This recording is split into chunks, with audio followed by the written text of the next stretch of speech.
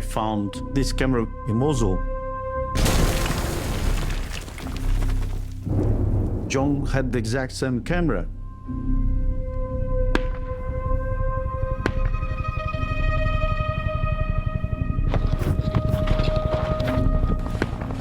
This is the place where John Cantlie was last seen. He's still missing.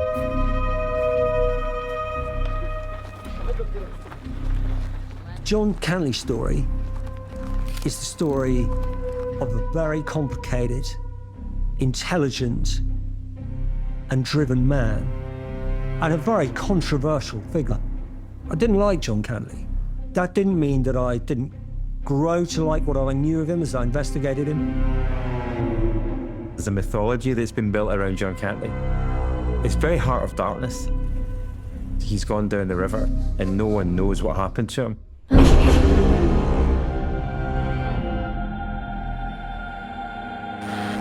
This is the golden era of jihad.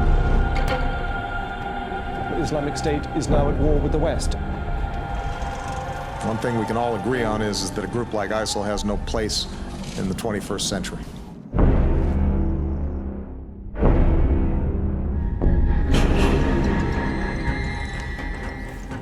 John went into the hornet's nest. He wanted a proper story. He went looking for British jihadis in dangerous environments. Was he on the verge of an amazing story? Journalists have become targets. Scores of journalists are believed to have been kidnapped. John Cantlie being held by extremists from Islamic State. We just were desperate for information. It was a mission to find missing persons. Another barbaric beheading, another unwatchable video. It became apparent that he hadn't been beheaded. Hello, my name is John Cantlie, and the media hasn't had a story as big as this for a very long time indeed. Why not kill him like the rest? People began to take the view that he was a turned Islamic State asset. What really did happen to John Cantlie?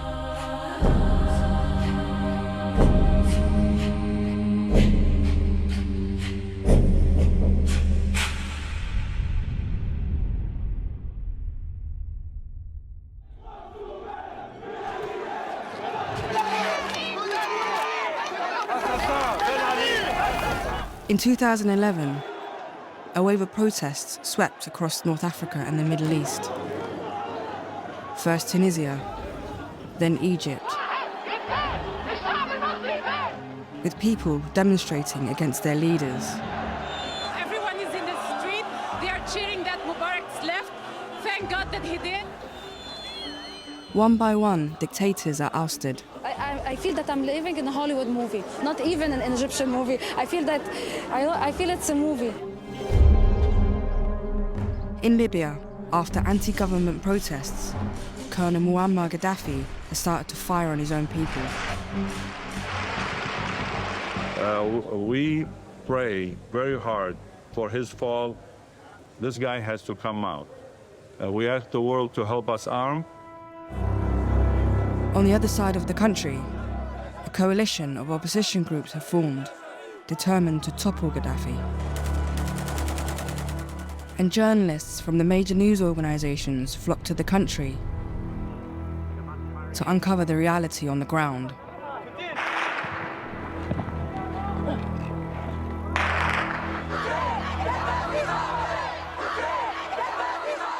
Listen to these crowds. What are they shouting? Colonel Gaddafi is a coward, they say. Come and attack us here in the square. No one against us. Against me for what? They love me, all my people with me. They love me all. But if they do love they will die to protect me, my people. You don't understand. And the world don't understand the system here. I ended up in Libya. I'd covered several conflicts before. I've worked a lot in Afghanistan. Probably over the years, I spent more time in Afghanistan than anywhere. I covered the war a lot in Iraq. Yeah, long road. When the Arab Spring began, I was in Africa. Very quickly, I got to Kenya, got to Egypt, and then drove through the desert and got into eastern Libya. At the same time, arriving as another group, independent from the news networks. The freelance journalists. Hanging tunes on Libyan FM. This is 103.5. Among them is John Cantlie. A lot of very young guys with a lot of guns. John films his arrival, recording a video in his self-shot, irreverent style. He's a motorbike reporter turned conflict photojournalist. Working? Is that what this is? Yeah. Oh, look, we've come just in time for John travels out to the rebel front line, the most dangerous place to be, but where he can witness the war close up and in bed with rebels fighting Gaddafi. Not many journalists are traveling this close to the front line. Shit! Stand behind this large lump of metal, which is a massive target in itself. Yeah. But look at it this way, if they hit this, we're all fucked. So. I spent a lot of time with John in Somalia. I remember thinking, oh, he's like a kid in a playground playing commando. I think that he really loved the idea of being a war photographer. There is a nobility about the pursuit of the story, right? The truth, the speaking truth to power. But it's a dangerous job. My bag sat out there in the open. There was a vibrancy about him. He had the most ridiculous flak jacket I've ever seen in my life. He had this flak jacket that looked like it was in couture in Paris. It was this tiny little flak jacket. It didn't fit him. But I later found out that that's because he couldn't afford a flak jacket. During his time reporting from the front line, John records a series of self-shot videos. These films give an insight into his journalistic style. These are my boys. Been flying all the way into Zart. I'll make it out of this. It's been fun. John also started working closely with American reporter James Foley. The two have become a tight team. James Foley is a really good guy. Should I be wearing my helmet or should I be wearing my helmet? Yeah, I think so, yeah. Jim, he's one of these persons that you meet and you immediately fall in love with, you know. Very kind, very fun. Yeah, it was, it was a good time being around him. The whole building is just sniper heaven, huh? John was another story. He was noisy. In what way? What do you mean? He talked too much. Surely make it. He took too much space. And it was actually fun, I believe, because people liked him, right? I didn't. Why do you think he rubbed some people up the wrong way? The thing is, he didn't rub me up the wrong way. He didn't annoy me. So you're going to have to ask someone that he annoyed, because I actually thought he was all right. There's Ali, who loves me. I love you, John. There we go. In the videos, you could see that the rebels, they loved John. Because he was this sort of person, like making jokes, all this kind of thing. Oh, there he is. Like, we went to the front lines together, and then once he didn't even have a camera with him, you know? And I felt like, what is this guy doing here without a camera?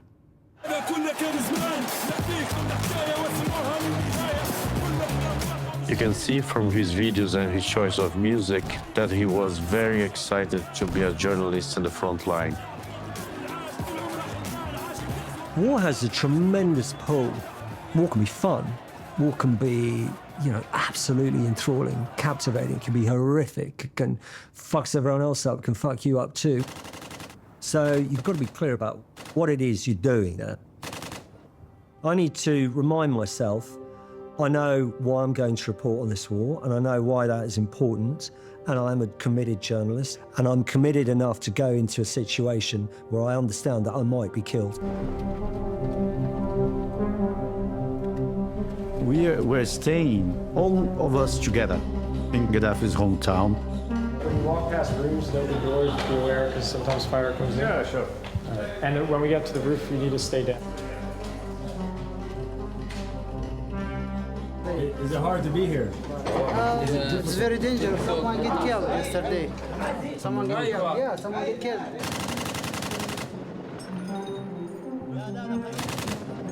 Speak Arabic شوي? No. Stupid. I'm stupid, man. No, stupid. No. All right. Marie. Teacher. Marie is in England is girl's name for girl. You're a big girl. Do you have a cigarette, Marie? People who often wouldn't have been that friendly or hopeful towards the West before, for a time that relationship looked really good. The West have a presence here amongst journalists, which very quickly translated into Western airstrikes against Gaddafi. The Security Council has authorized the use of force.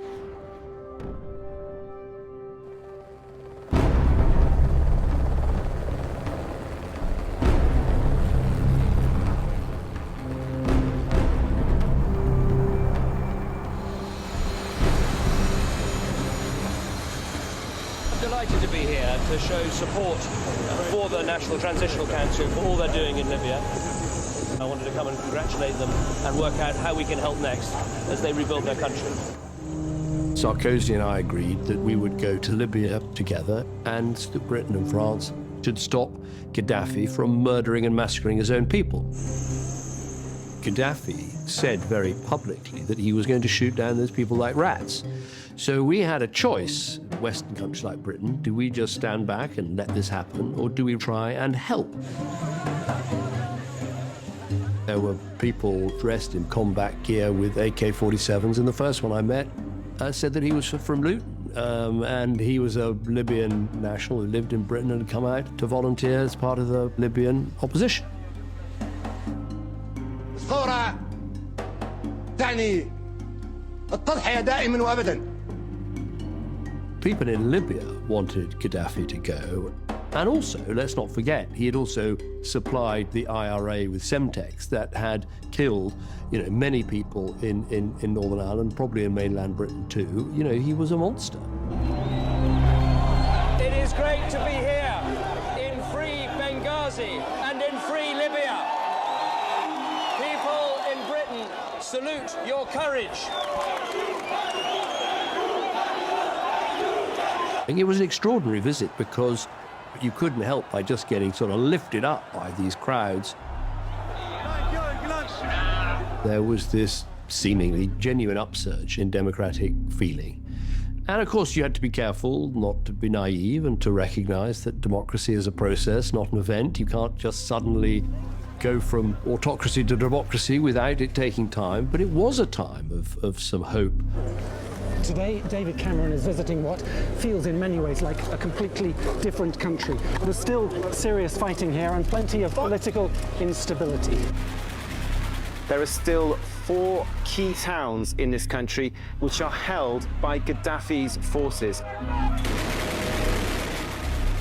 Gaddafi, he was trying to escape. NATO bombed his car and he survived. The rebels got there. And he was actually found by the mob. He was wounded and they tortured him.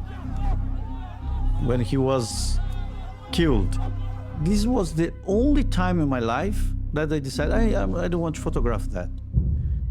And today I regret because I didn't photograph his body. Everybody did, but it was so grotesque, Everybody going and seeing his body lying, his son, they were lying like mutilated and very wounded and smelling dead. And it was, I said, wow, they kill him, Well, it was emptiness, yeah. As Gaddafi is toppled, John Cantlie shoots an immediate report inside his compound. Beautiful trees and gardens. But beyond, in Tripoli, he was denying his citizens pretty much everything he could. The compounds have become a local tourist attraction. And John knew how to capture a quickly unfolding story. This is the inside of the Mad Dogs compound after all the fighting that's been going on. I don't know what the graffiti says, but I imagine it's all about freedom. It's one of the men that did all the hard work. John could shoot video and he could edit. And you could see in those videos that he had perhaps saw the rebels fight for their own freedom as a noble struggle.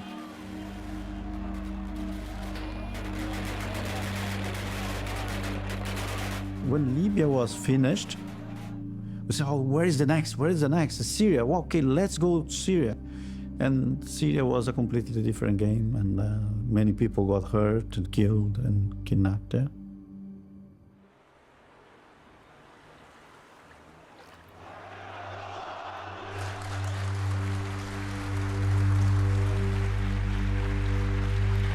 President Assad and his father have ruled Syria with an iron fist for over 40 years.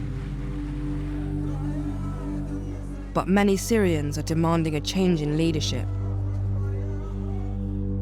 John Cantlie and James Foley are making plans to head to Syria as the situation escalates. And it does. Assad uses violence.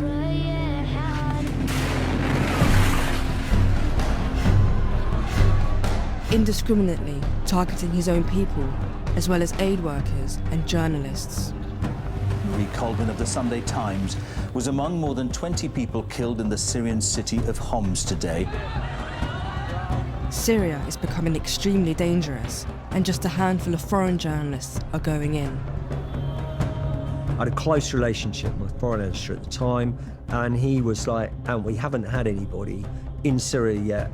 Do you think you can get that? Can you meet up with rebel groups and talk to them about what they're about, what they want, and how they're doing? The rebels are a group called the Free Syrian Army, made up of many ordinary citizens and military defectors who've decided to pick up arms and overthrow the regime.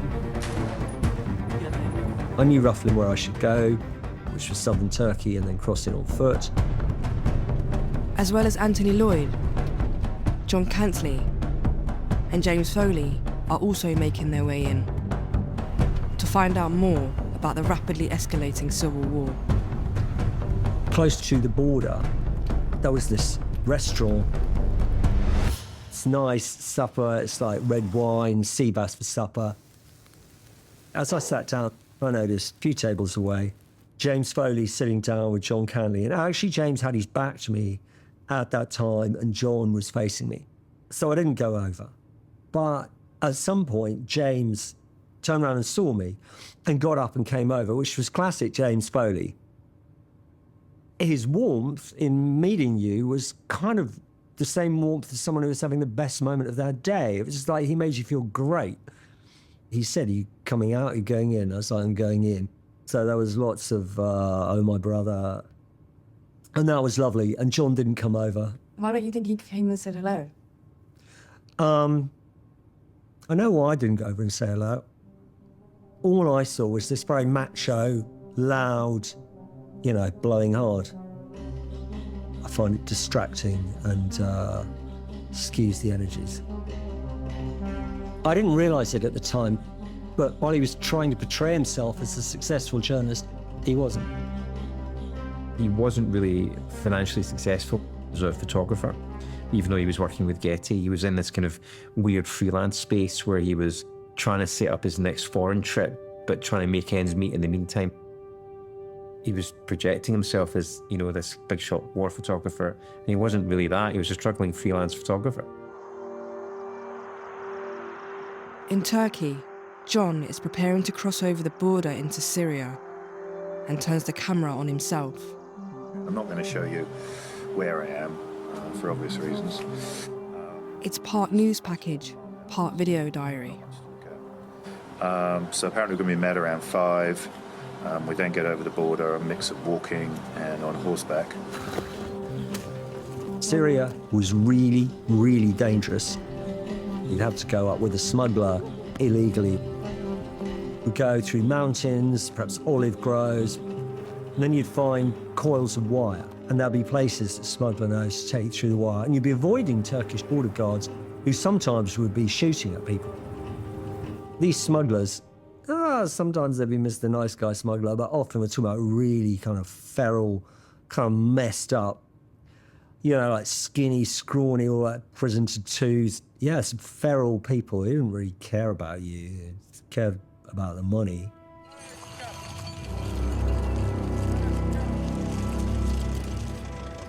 The war was there the moment you went in, all around you. What you see, what you felt, war. It was scary stuff, and you didn't want the regime to get you, that was for sure.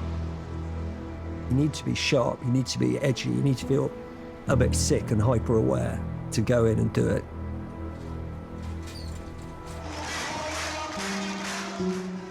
As a journalist, you had to seek out areas of resistance in which to work. John's videos really captured the people's plight. The people here in Benish are certainly afraid of an attack, but they also seem fairly upbeat at the moment. And they're certainly still very vocal in their hatred of the Assad regime. One of my friends, he comes to my home and he says, like, Mustafa, we have a foreigner journalist. They don't speak Arabic, so can you help us to understand what they are saying? They're American and British. So for the first time, I meet James and John. And I enter, and they said, like, do you speak English? I said, yes. And they said, like, we are coming to film Syria and to show the world what's going on. I told them, you're welcome. I was so happy to see foreigners, journalists, you know? We need the freedom, we need the democracy. No Assad anymore, you know?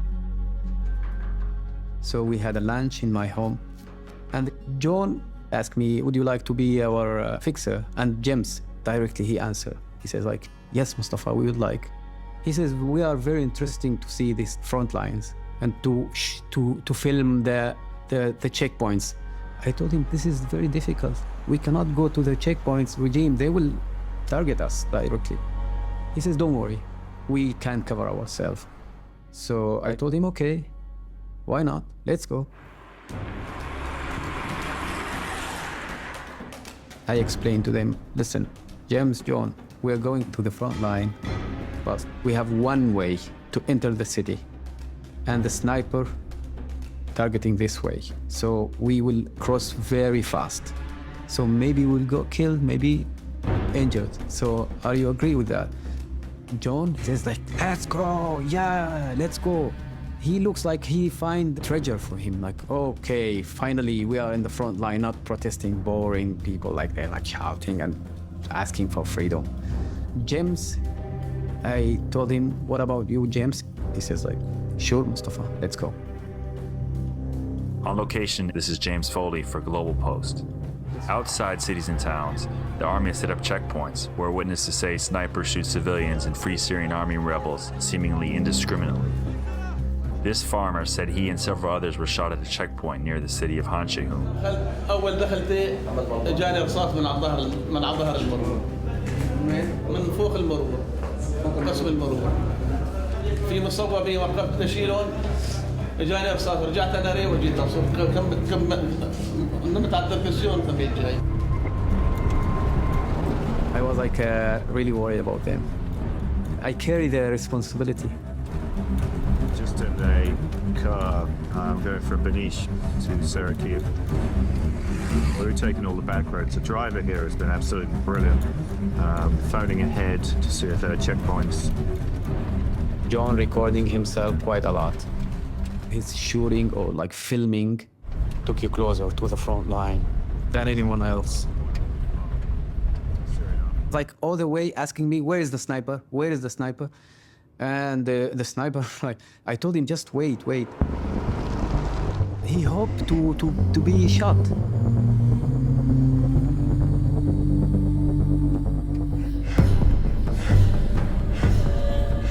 But was fine. The sniper, he doesn't hit. Yeah. John, he looked at me with like a silly look. He's like, there is no weapons. There is no sniper. Come on. You're like, what you are talking about? I told him, thanks God, we are alive. Come on, okay, we are okay, we are fine. Why you are like sad? He says, no, you told me the sniper will hit us, so nothing happened. He was like upset of that. Nearby, we watched as government forces amassed. John is with rebels in a town under attack by the regime. And he's beginning to record more professional reports to sell to the news channels. There's probably about 40 guys here or so. Large area of open ground, which wasn't ideal. We've now got a motorway directly off our left, which you can't cross because it's a motorway. There's a footbridge, but they've got two T-72s right there next to the footbridge. So we've basically walked into a bad area. So obviously it's time for tea and lots of discussion and where is NATO, and we've only got Kalashnikovs. But certainly so far with this group, this is going nowhere. It's 9:30. So the best thing to do is get out of here as safely as we can. John keeps recording, despite the increasing risks. We were surrounded. In this situation, people are nervous. John, when you see his face entering the front line, he's like a baby, you bring him a present. John, he's in the front of the tank, taking pictures and show me the pictures. He says like, Mustafa, this is a Russian tank. And the tank was like doing like this, you know, like to hit him. And the tank hit, he got shrapnel in his shoulder. He got shot by shrapnel. He doesn't care about that. He was laughing. He's like, I got shot. That's it. But he teach me a lot about like photography, how to steal your shot. Like sometimes, you know, like trying to take pictures, he stopped my camera. He said like, what is the photo you're taking? Like, yeah. So he pushed me a lot. And he really support me. He's the one who's like trying to tell me, you have a great eye, Mustafa. This is nice shot, and this is this photo. And he says like, Mustafa, you are stealing my career now in Syria. So go ahead. Yeah.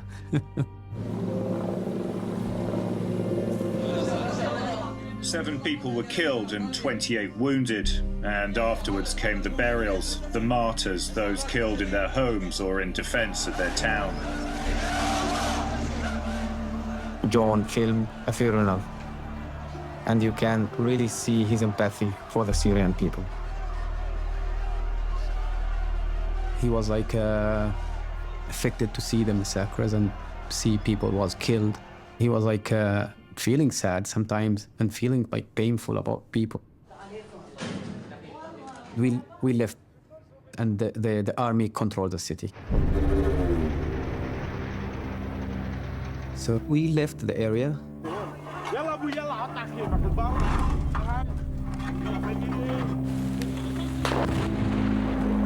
As the war becomes unpredictable, edgier, fractured, new rebel groups emerge, all of them anti-Assad regime, but with different ideologies. Among them, jihadist factions, many connected to Al-Qaeda. Some Syrian fighters. But there's a new group, foreigners from the West. Got a lot of foreign jihadists there, and some really radical elements. He didn't really want to start engaging too much. You know, there's some dangerous people there. Basically, the rule was you don't look at each other and you don't talk. Yeah. While crossing the border, John encounters one of the new groups. I remember John, he was like crossing the border without me and James. And he disappeared. Me and a friend of mine, we were like trying to find him. We figured out that he got kidnapped by a group. They are like very extremely jihadist group.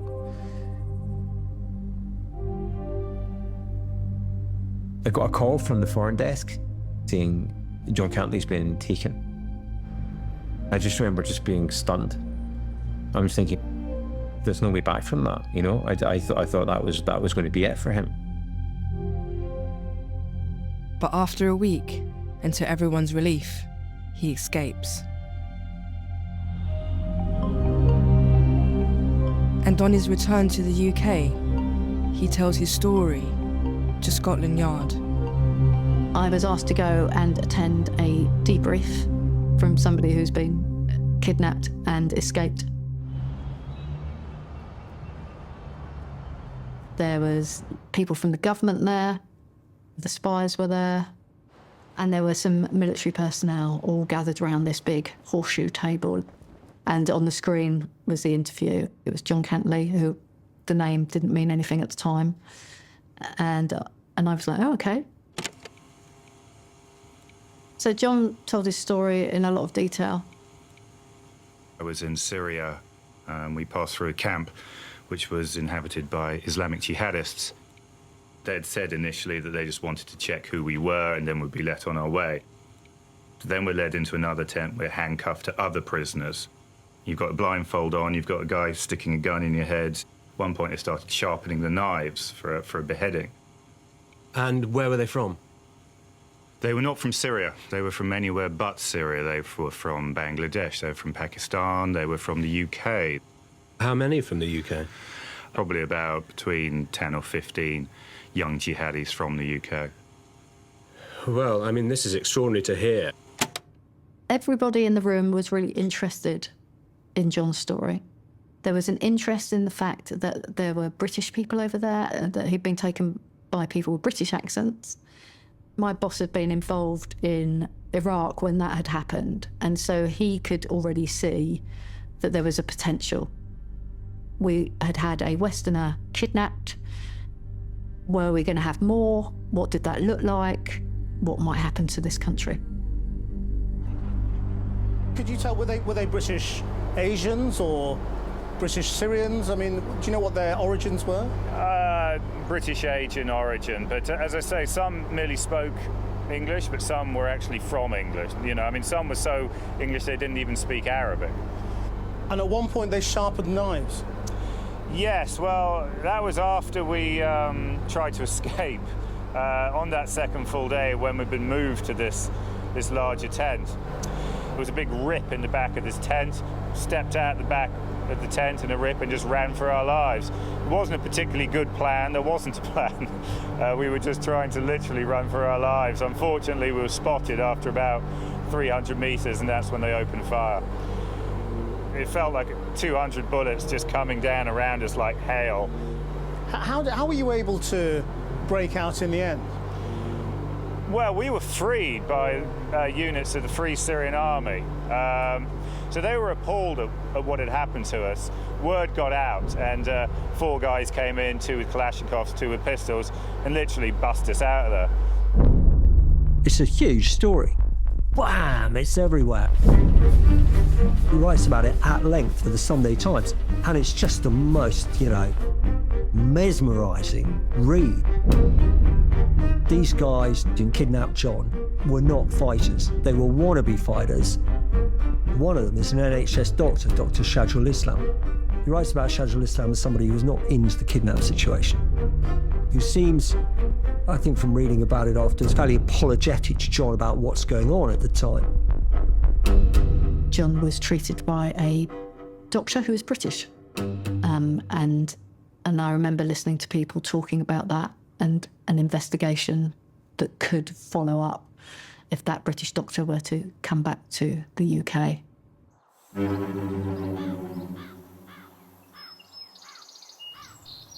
John was very proud of himself, that he wanted to tell me. He'd escaped, got shot, and was stood outside the front of my house with a bandage on. We met on an India trip in the Himalaya for veterans, which had been set up by a very mutual friend of ours. I found him incredibly eccentric, interesting, and somebody that had a really dry wit, but also was clearly a consummate professional. And after he'd been captured, He wanted a proper story. He wanted to go and embed himself with these British jihadis to tell the truth about something that was really fast unfolding, and he was going back with James Foley. I joined the army at 16. I then later ended up in Special Forces. So me and a friend of mine tried to give him some avoidance training. It was very basic. We used a Land Rover in a field, how to use a car appropriately, how to get in the car, locking doors. And we did conduct after capture training, so how to behave when you've been caught, how to make yourself useful, and how to be amenable and valuable. And John was really interested in that. As soon as he told me he was going, I told him he was an idiot. And so he had to take this little brick around with him, this tracking beacon, which I made him take. But I knew then, as I do now, there was no point trying to stop him. Syria had really got on John's skin as a story. He was adamant that he was going to go back. Going back into Syria with the same flak jacket that didn't fit him, and but maybe with some new cameras this time. And I remember just thinking, I said, it's really reckless to do that. I think you're making a mistake. I said, if you think you're going to get recognition, he said, it's the story. He was just saying, I'm going to go back, I'm going to go back. But it was a mantra, the way he was saying it. It was like he was possessed, It's like, I'm going back, I'm going back. Will you go back? I've got to get his hands sorted, but yes, absolutely. The Syrian people are amazing. And it's my job. I don't really know how to do anything else. Thank you for coming and talking to us, and we wish you the best of luck. As John plans his return to Syria, Assad's violence against his people is intensifying.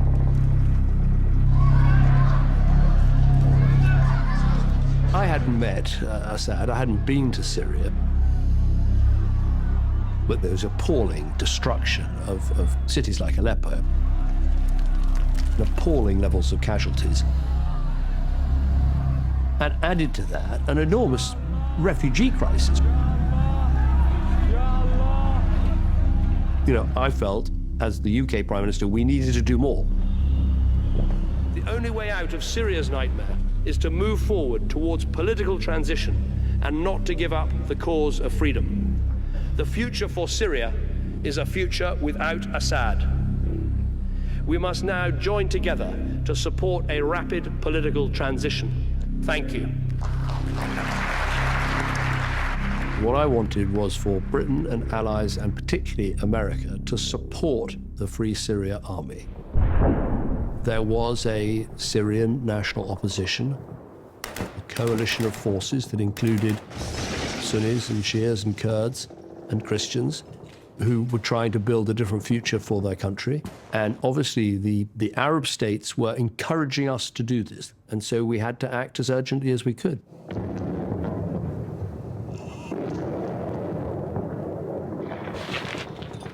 James, Mustafa and John head to Aleppo, Syria's second city, where there is intensive fighting. They embed with the Free Syrian Army. Me and James and John, we decide to go to Aleppo.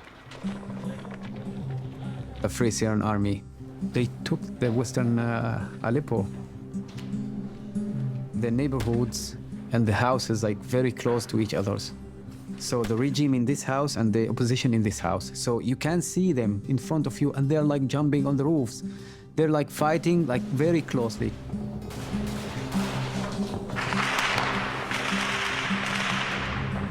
The Free Syrian Army tried to give me a weapon. They offered me a bomb grenade. They told me just keep it in your pocket. Maybe if we are surrounded, all of us, and we got killed, at least you protect yourself. This is bomb, handmade bomb here, made in Syria. I told him, no, I'm not using weapon. I told him, okay, I will kill you all. Maybe I will take it and throw it like this. He says, okay, no need.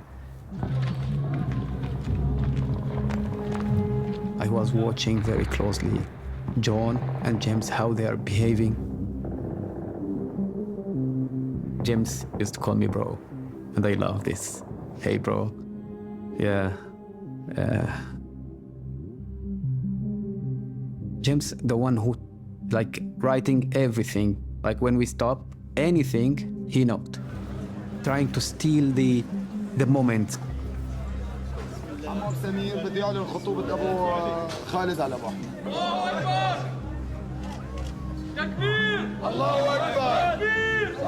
I saw a video where James filmed a wedding between a nurse and a young Free Syrian Army fighter. هو إنسان كتير محترم مشاهم جدع قناص السواق. James is really drawn to this kind of story that in war, people try their best to continue their lives despite the condition they find themselves in.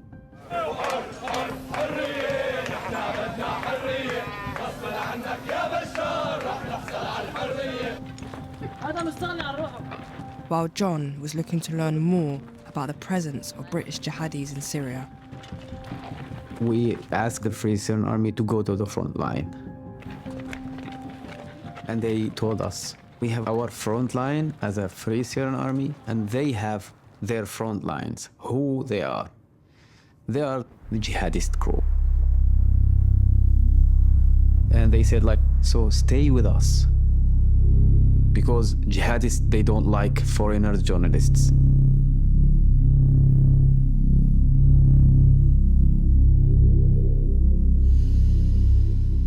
When you guys cut it, try not to make it look worse than it is.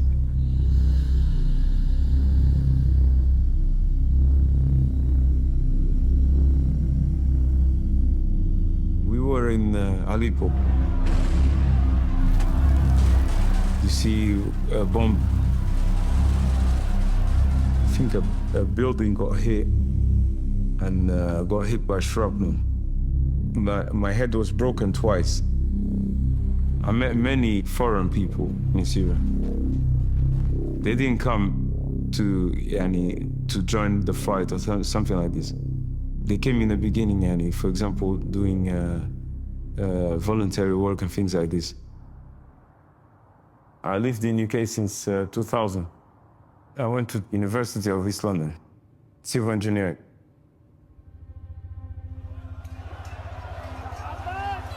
But on TV, you're seeing a lot of crazy stuff, And there's many videos on YouTube also, people beating people, living in camps and things. You see many different things. So, I was thinking, I'm just gonna go there. In the beginning, many of the people that came, they came for a good cause. But in the end, you might find a guy with a weapon. I don't know what happened. I cannot explain it to you. Things happen and things get out of hand, People start killing people and stealing from people and doing crazy stuff. Nira Sareva is accused of being a senior jihadist recruiter, fundraiser, and member of a sniper's unit. In the press, the Portuguese press described you as the leader of the foreign unit. Is that true? No. You put me on a very, very high thing.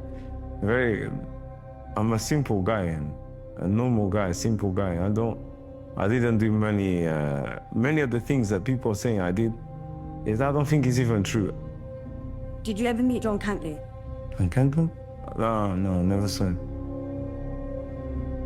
I have nothing to do with John Cantlie, but I know that things happen to him. He got kidnapped and things like this, but I don't know the guy. In Syria, everybody's trying to film and things. There were journalists everywhere. Now, look carefully for him. We will walk the same way he do it. Okay? It's very dangerous. All this area is targeted by the regime sniper. The leader told us more than 20 people was killed in this area. Come. Stay there, stay there, stay there. we need to run very fast.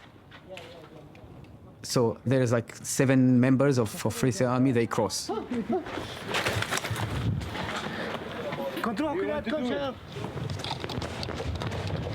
And from the other side, they said like, okay, we are safe, come.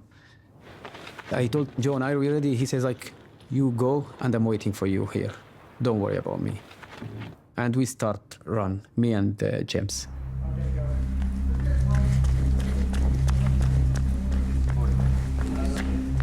John, he was walking very slowly, and he was like doing for the sniper like this. Hey, I am here. Oh my God. He's like, the leader was shouting and swearing against him. You will make a problem.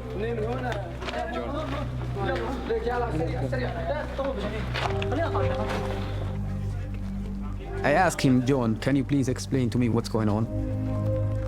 Why you are putting yourself in risk?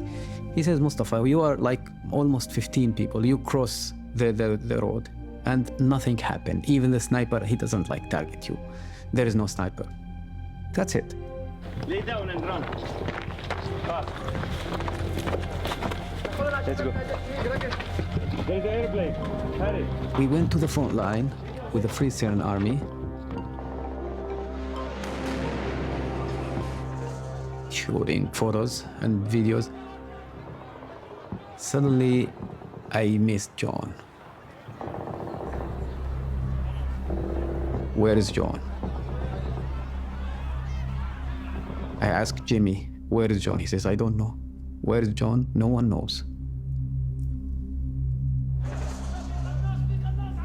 One guy, he told us, I saw that guy, the British guy, he went to that house. It was a huge house with holes in the wall. All the fighters inside, they are Jabhat al-Nusra, Al-Qaeda. So John was in the house of jihadist group. So I go to that house.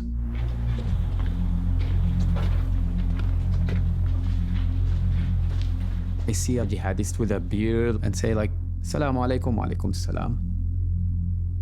Have you seen any like a journalist, like foreigner journalist?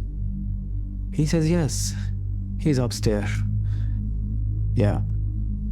I told him, can I call him? Can I talk to him, please? He says, yes. Yeah, go on. I entered the room. John was surrounded by like more than 15 men of like jihadists, and they're attacking him with questions. Do you know John Cantlie, the one who was on the TV? And he was like, no, I don't. They are speaking English, most of them. All of them, in front of them, they're Kalashnikov. For me, it was like they already knew him. But they're trying, to scare him, because he's in their hands. I look at his face. I says like, Johnny, what are you doing here? They asked me, who are you? I told him, he's my friend. Let's go. Thanks God, the group of Free Syrian Army, they comes to the door. The jihadists, they don't want trouble, and John was released.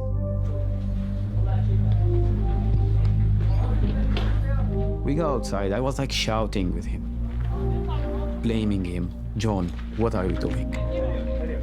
John, he felt like a baby when he comes to his mother to protect him. Like finally, I'm okay. He says, Mustafa, let's move.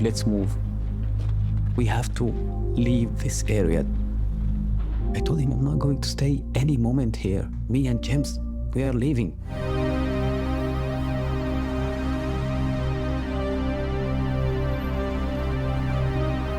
We left Aleppo.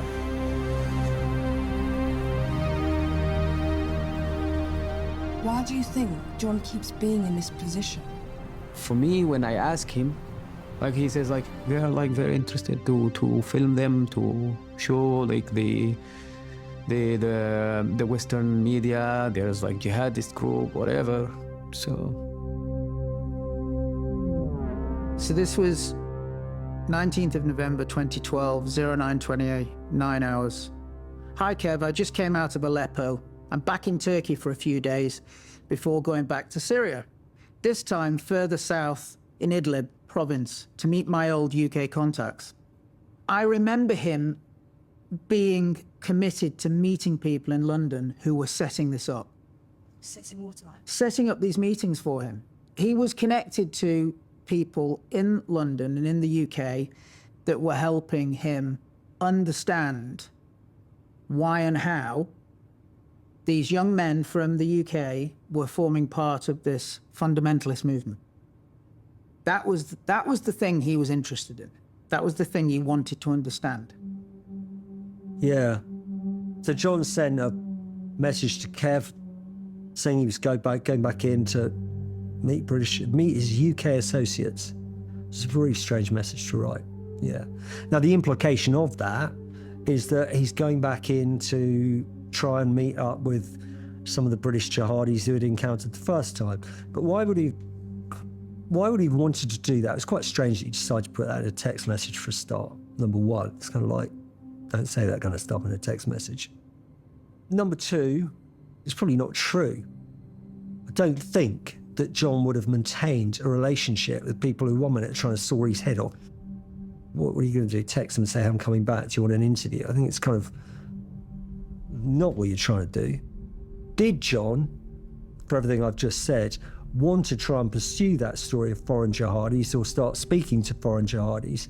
Yeah, for sure he did, and we know that because he went to Aleppo and got himself into a room with a whole lot of foreign jihadis.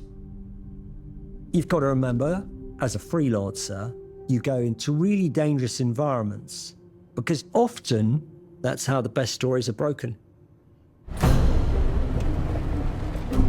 Back in Syria, the story that John has been chasing is much closer to him than he thinks. We decide to go to the internet cafe in Benish to upload everything we have. John, he's like talking to all the people around him. A man who's like coming into the internet cafe with a big beer. And John, he shout, "Hey, Che Guevara." And the guy, he look at him, like very weird look, very strange. James, he was a bit worried. He says like, "John, what are you doing? Hey, shut up, please." The man sit 5 minutes and then he left. After he leave, we go to the taxi. There was like several taxis in front of the internet cafe. We asked him to go to the border.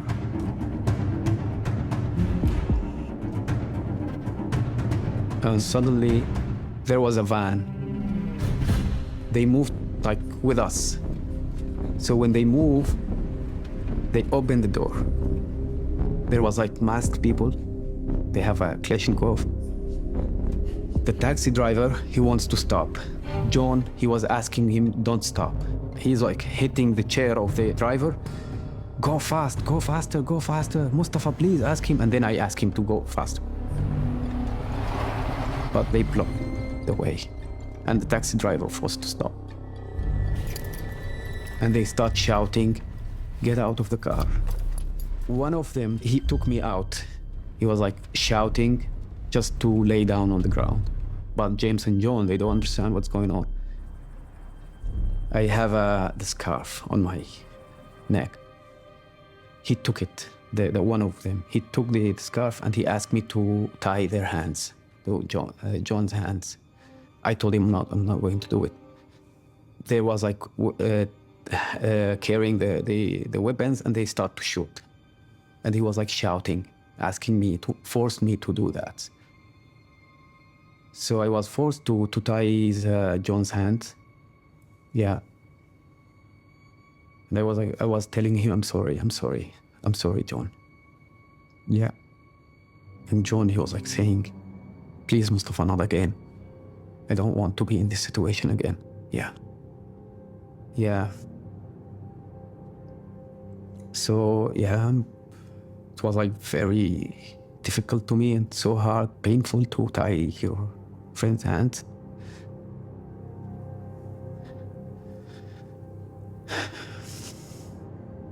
But I couldn't do anything. I tried to, like, they took me to the car, me and James and John. They asked them also to the van. I remember the van was like full of diesel, and they put us, like, I was like full of diesel, like in the van. And one of them, he took me from my shirt, and he asked me, what is your name? And I told him my name.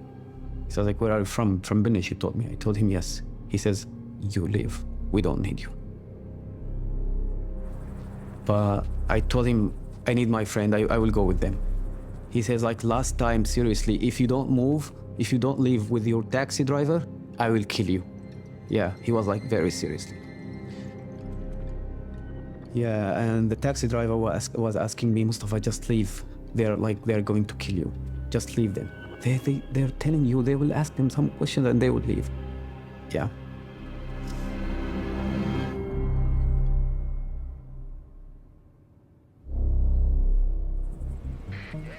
When their car was targeted, John's beacon went off. It has an emergency response on it, and then it sends out a signal to all your contacts.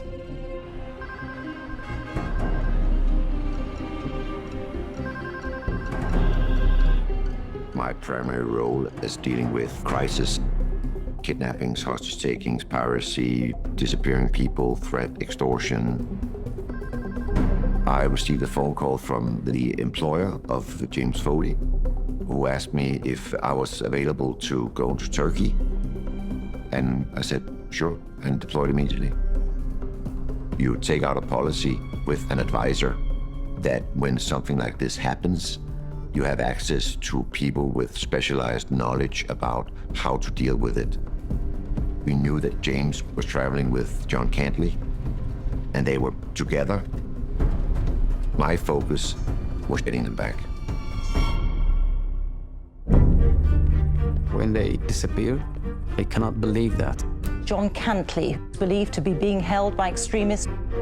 The three Beatles heavily tortured us. John Cantlie was very brave. He wasn't afraid of anything. I think they respected him. The jihadis are holding many more foreign hostages. We were desperate for information about James. They had sent this horrific email. They were asking millions and millions of dollars. We would not pay ransoms to terrorists. There is no negotiation. We come through the fucking door, kill you all, and get everyone out.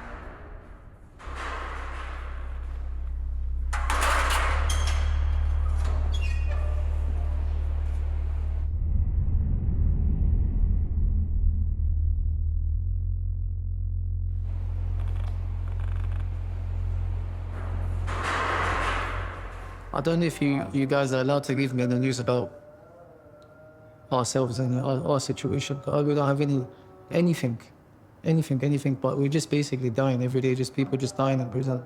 We're just sitting there, waiting for death. Hamza Parvez from West London is currently being held in prison in Syria on suspicion of being an enemy combatant. He has had his UK citizenship revoked. My whole life was around Holland Park, High Street, Kensington, Shepherd's Bush. I used to work part-time in a hotel, go to Westfield, have a good time. Life was good.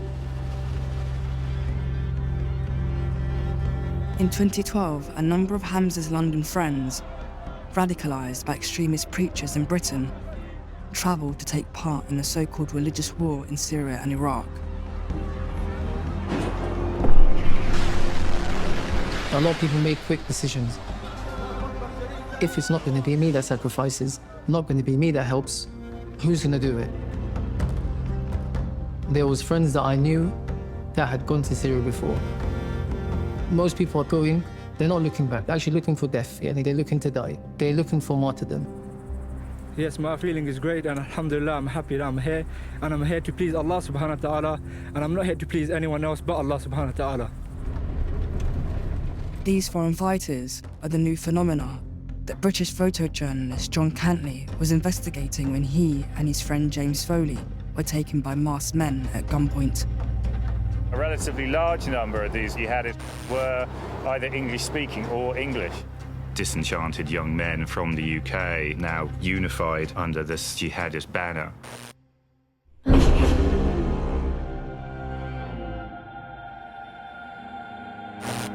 This is the golden era of jihad. Islamic State is now at war with the West. One thing we can all agree on is that a group like ISIL has no place in the 21st century.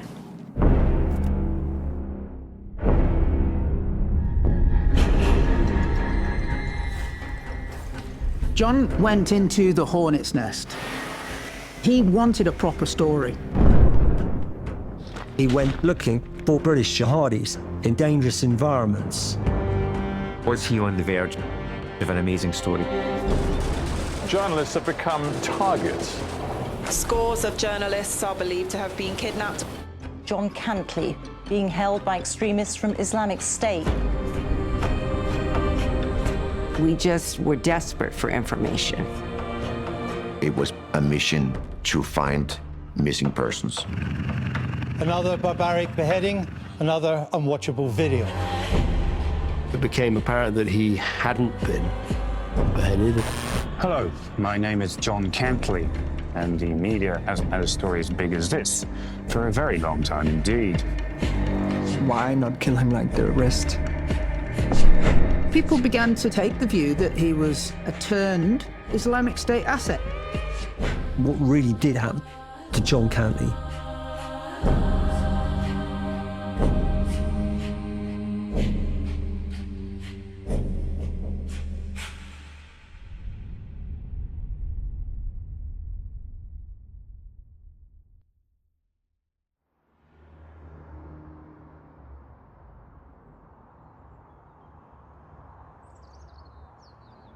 Well, Thanksgiving Day is always a special gathering with our family.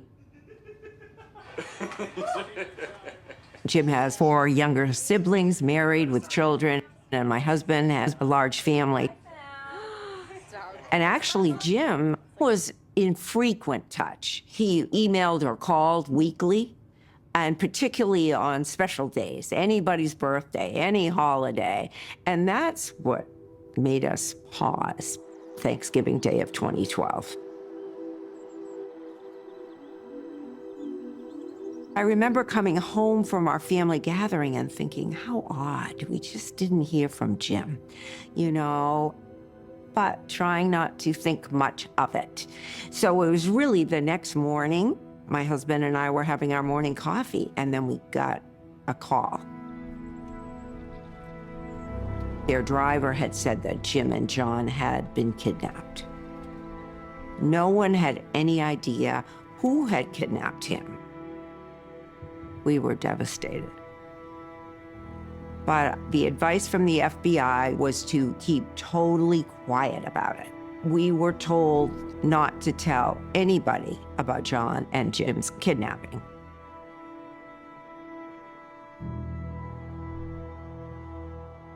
Jump on a plane and join us in Antakya. In the next few days, it'd be good to have you along to keep me sane. Best, JC. And that was the last email I got before then his beacon went off. I think it would have been in the early hours of the morning. No, early 22nd of November, I think, something. There was no worse place to be than where he went. He went into the hornet's nest. He was entering a world he had no idea. Because he was naive and a maverick. Yeah, he didn't know what was coming, and by God, it was coming. Yeah. Everybody was panicked. There was lots of communication between the family, me, his friends, his close friends, trying to figure out what the next plan was. We contacted the Foreign Office and normal diplomatic channels. I was on the full-time hostage and crisis negotiation unit at New Scotland Yard, and my boss said, John Cantlie's been kidnapped again. First, it was like, what? Why would he go back? You know, why would anybody go back? Gosh, that's unheard of. I can't think of anybody in the history that I've been working in negotiation where somebody has been kidnapped twice. My boss asked me to go and spend some time with John's family next of kin, just to support them. I got the impression that they just thought, oh, this is typical of John. And I remembered them thinking it will be over quite quickly. John would probably escape pretty soon. We really did not have any idea if Jim and John were dead or alive. So I was frantic to find out more. Jim was a freelancer.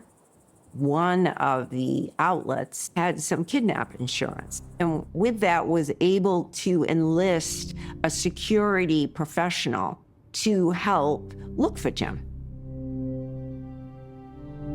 Is it a dangerous job? Well, I mean, it depends on the circumstances.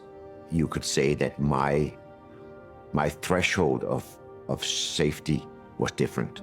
So as a private actor, you are much less constrained in what you can do. Kidnap investigator Jens arrives in Turkey. John and James have now been missing for 48 hours. Ahead of him is a live and deadly conflict. I picked up my bag at the luggage carousel. There were lots of Europeans. They were all like, hey, are you coming in with us? Are you going to join the fight? And I was like, nah, I'm here on another issue. But I was very well aware that, you know, I should keep a low profile. Takya is a very, very small city right on the border. And it was completely congested with foreign fighters. I always use the reference to Star Wars Tatooine. They were not openly carrying weapons, but they were carrying their fatigues and desert boots, and they all looked very, you know, paramilitary, waiting eagerly to go in and join the fight.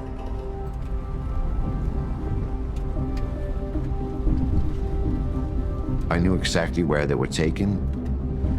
We knew that they were apprehended together, and we had to assume that they were kept together. So I went to interview Mustafa Kareli, the fixer. Mustafa, who was actually the only one who really knew what transpired when they were apprehended. He was the key witness. I was blaming myself. I thought like maybe in the same day or the day after they were released, they would be with me. So I go back to my uncle. I was angry and shouting and also crying, and please, I need like my friends. I told him when we got kidnapped, there was like 6-7 people. They have different accent, and they're like hiding their IDs. When I described them to him, he said they are Jabhat al-Nusra, the jihadist group. Jabhat al-Nusra is one of the most aggressive rebel groups on the ground, fighting against President Assad's regime. Al-Nusra is part of Al-Qaeda, and it's run by a man called Abu Muhammad al-Jilani, who has recently been released from a US prison in Iraq. Years later, he will become the leader of the new Syria and welcomed by heads of states. Jilani was a senior level Al-Qaeda operative. It's difficult to see how the kidnap of 2 foreigners, an American and a Brit, wouldn't have at some stage involved direct knowledge of Jilani. Jilani was the one in charge. He was the most powerful guy in that entire region. So I started looking everywhere for Jilani.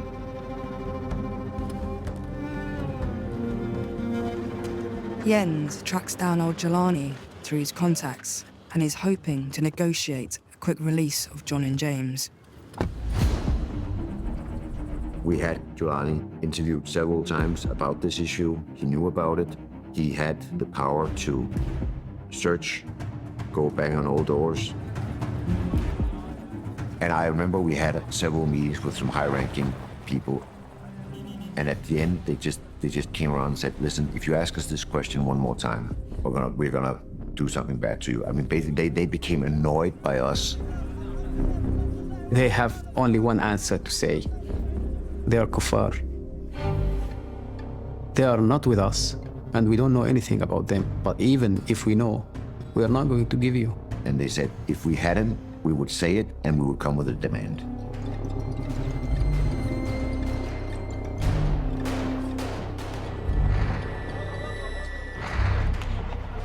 Things were changing on the ground, and I did not feel safe. As the Syrian struggle intensifies, the battle to remove the Assad regime is pulling in volunteer fighters from across the Arab world. A new group is emerging, and there are rumors that they're interested in high-value prisoners. Coming from Iraq and calling itself the Islamic State, this group is highly organized, violent, and intent on taking hostages. Its leader is a man called Abu Bakr al-Baghdadi, who has also been released from a US prison in Iraq. Al-Baghdadi plans to take over Syria and Iraq, and one day the whole world. The schism happens between those who want to declare their allegiance to Baghdadi, Islamic State chief, and those who want to stay with Jilani, who was Syrian and he wasn't quite as extreme as Baghdadi or his Islamic State group, nor did he want to be deferential. So you get the two falling apart. Jabhat al-Nusra and Islamic State then fight each other. Someone from Jabhat al-Nusra told me that James and John, they was the big deal. ISIS and Jabhat al-Nusra, they are ready to leave all the heavy weapons just to take the two journalists, the foreigner journalists. I must have interviewed close to 1,000 people about the James and John case. Endless interrogations, questionings, smoking a gazillion cigarettes, drinking 6,000 cups of coffee. I would pick up somebody, drive in the car, and basically have the chat on the move. I was sucked into this surreal world where my borders for safety would slip. Every stone was turned, and there was nothing. Whoever took John and James did not want them to be found, and took great effort to hide them.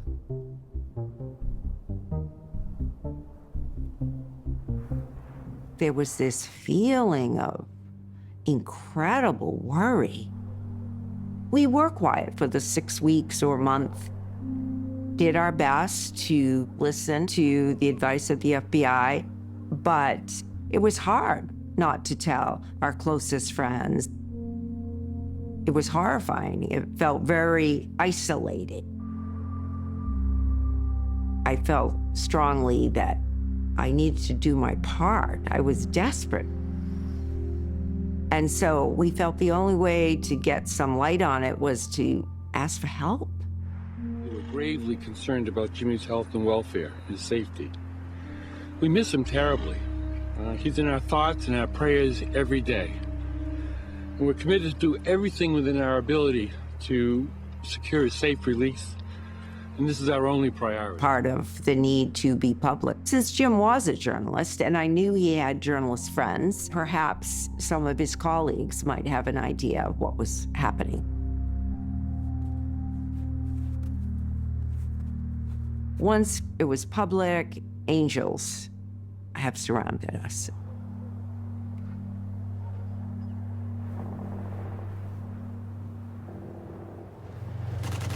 As time went by, Syria became really, really dangerous for us Western journalists. But the Syrian revolution was a really big story. So we're all drawn to Syria. What had already been super violent and chaotic was getting beyond difficult. The violence becomes so widespread and the risks had so multiplied. Feral times. So John and James were the first ones that I heard about who disappeared. And that's how it started. And then you get to hear on that very internal journalistic grapevine, hey, so-and-so's gone missing. There's 2 other journalists gone missing. On est toujours sans nouvelles des 2 journalistes français disparus en Syrie. Contact a été en effet perdu avec ces 2 journalistes, sans qu'on en connaisse. A lot of people going missing. 5 months into the Foley Cantlie case, I get a phone call about a super young photographer that had been kidnapped, also in northern Syria. Så står jeg ved grænseovergangen mellem Tyrkiet og Syrien ved Kilis. Der var jeg meget nervøs for, at det overhovedet kunne lade sig gøre, men nu er alle brikkerne faldet på plads. On the 17th of May 2013, 24-year-old Danish photographer Daniel Rye is kidnapped. Jens is deployed to search for him. He was very green, but he had also really tried to do the best he could to prepare himself for that trip. But I was worried because knowing what I knew about Syria, I just had a bad hunch about it. So Jens was looking for Jim, but he was also helping Daniel's family. So he was working both cases, but they felt they knew where Daniel was. In Daniel's case, I knew exactly what building he went into. We quite quickly established direct communication. And then they stopped replying. They said this issue has now been passed on to others. He has been transitioned, not specified, and we lost the track of anyone holding Daniel. So this whole transitioning, what we know now is that was basically the start of Islamic State. Islamic State has become the strongest jihadist group in Syria and is seizing hostages from other armed groups. What's beginning to emerge is a systematic taking of people as prisoners. The honor of the Ummah is jihad fi sabilillah. Oh, my brothers, come to jihad and feel the honor we are feeling, feel the happiness that we are feeling. I took a very strong view that the Prime Minister should always know whenever a hostage was taken. I would then, ask for COBRA, emergency committee meeting to take place, so that I could ask the heads of special forces, the heads of the intelligence agencies, what do we know about this hostage? Where do we think they are? Is there a chance of a rescue? Now, as part of that, I felt it was incumbent on us to make sure the families were kept up to date with anything that was happening. They had police liaison officers and other support officers, and I was very happy to meet with the families if they wanted to meet. Obviously, they want their loved one brought home. I want to make sure their loved one's brought home, but sometimes you can't say everything about what's being done. John has now been missing for almost 6 months. Only a handful of friends and relatives know that he's been taken. At the request of the government, press avoid reporting on John's kidnapping.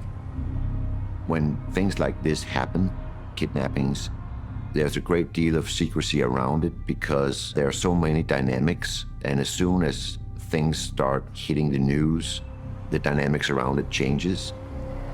The key objective when someone's kidnapped, obviously it's the life at stake that matters the most. You must do everything you can do to prevent that case from scaling out of control.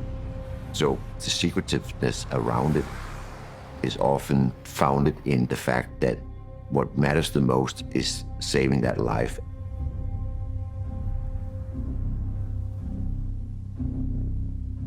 When he got kidnapped the second time, it felt like this is getting ridiculous. I remember just partly feeling not surprised, I thought, well, it's really not a surprise that he's got himself into the soup He definitely seemed to be deeply affected by the story. And he was bombarding me with photographs he'd taken in Syria. A lot of the images, though, were of rebels, very kind of gung-ho, frontline. It was all men. And I remember thinking, this is really strange. You've gone to Syria and you're just taking photographs of guys. But what was clear was that he felt that he was making a difference and he wanted to keep going back. John Cantlie had been capturing the rapidly changing conflict in Syria when he was taken. But there was a new and deeply unsettling twist coming out of the war.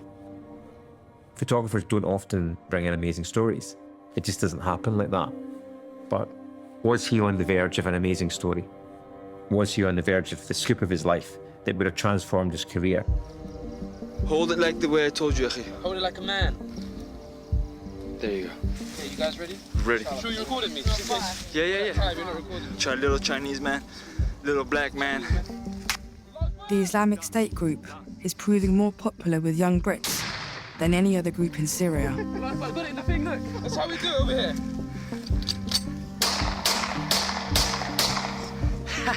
He's happy. Yeah, boy. And they're starting to film their lives on the front line. Say cheese first, the camera. Take pictures. Part video diary, part propaganda. What are you doing, man? Right now, it's just Friday afternoon, and we're just chilling here in the battlefield. In a little while, we'll be doing an attack. There's been a lot of talk about this so-called 5-star jihad.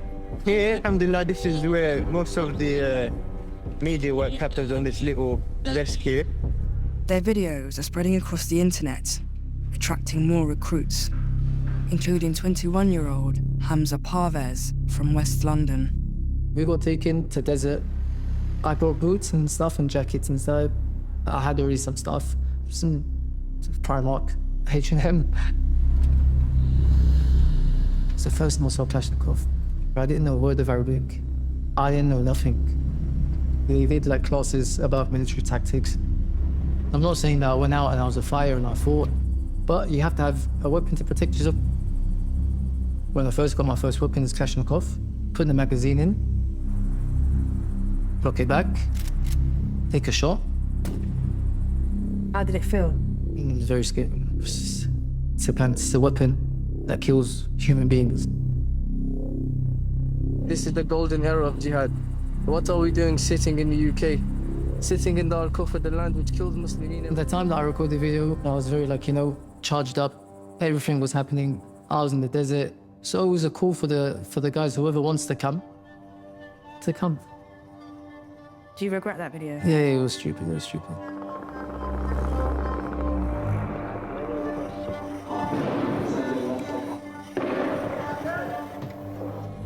As we approach October, this is close to a year since they were kidnapped.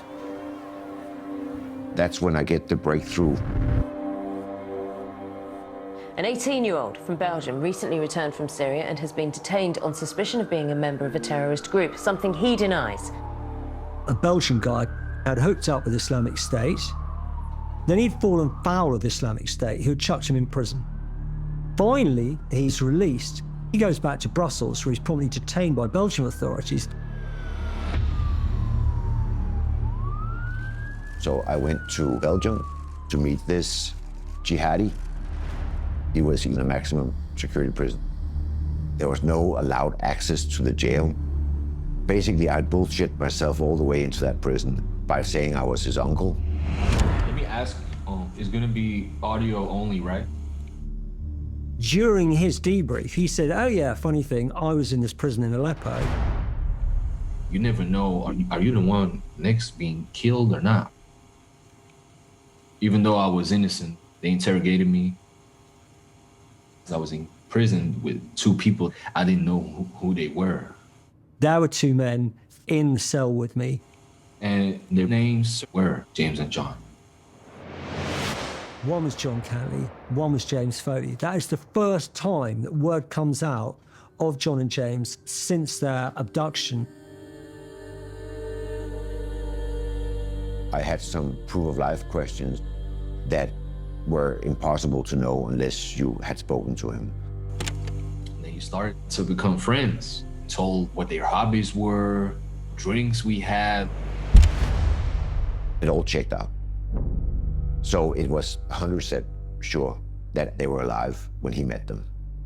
They got tortured really bad, and they still had the scars on their ankles.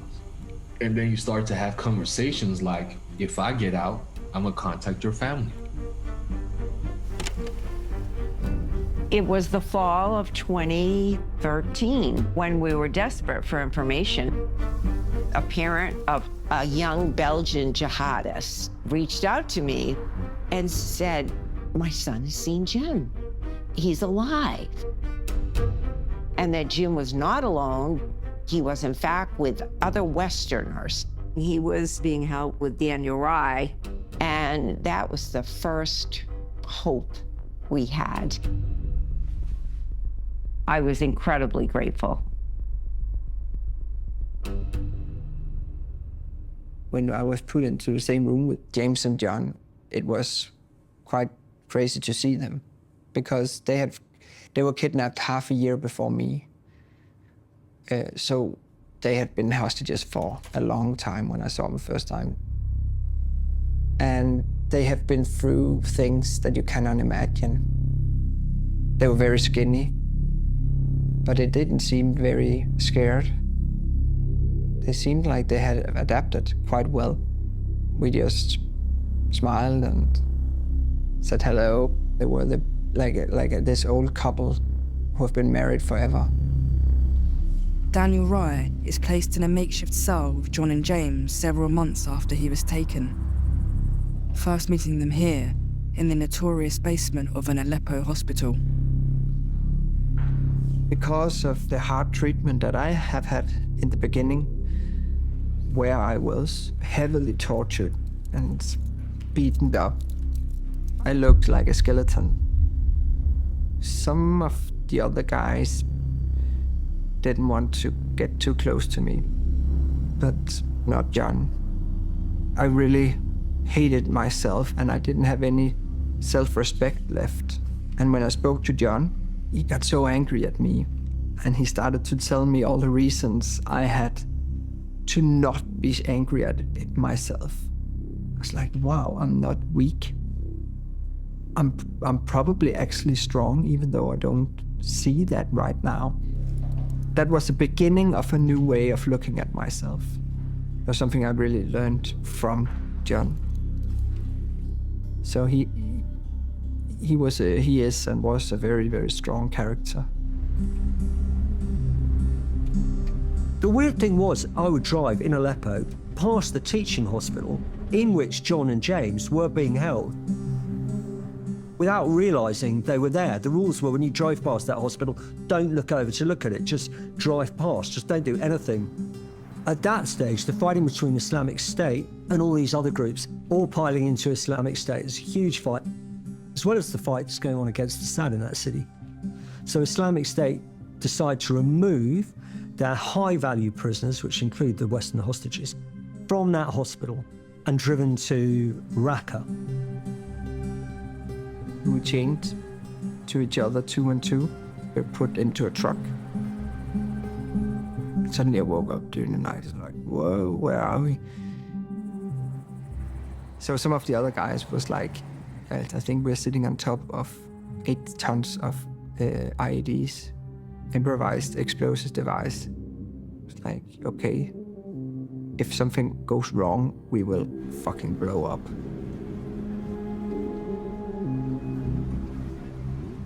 Relocated to a new hidden site, Islamic State group are consolidating their most valuable hostages.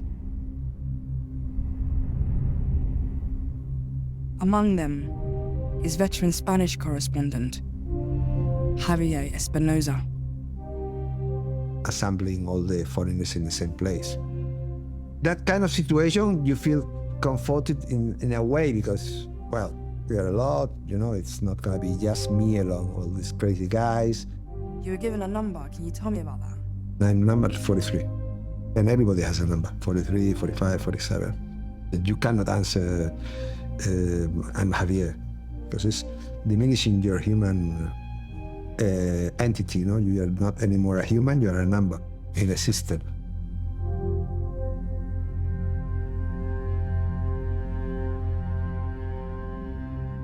And then suddenly, I heard them the first time. They knocked on the door, like a big iron door.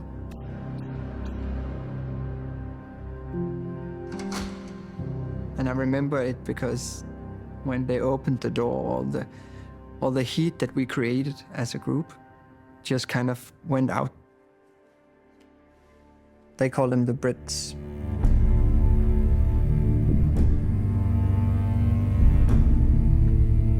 And they yelled, "Hands to the wall." And they came in, and the first they did was to beat up the Americans. Everybody that they enter in the room, you have to move and face the wall. But you could hear the noise of the beating, one after another, bam, bam, bam, bam. It was with, kicks, actually, it wasn't with hand.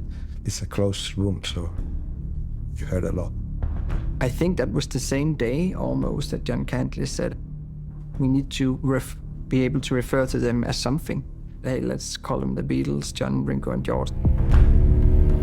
The so-called Beatles, a semi-criminalised group of 3 young guys, they had become subsumed with this new Islamic movement they found there.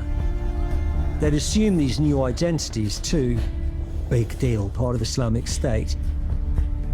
Obviously, that kind of stuff is very, very secretive. No one knows about it. No one knows where the hostages were taken from. No one knows where they're kept. No one knows what the situation is. All that stuff, it's with the security services of the Islamic State.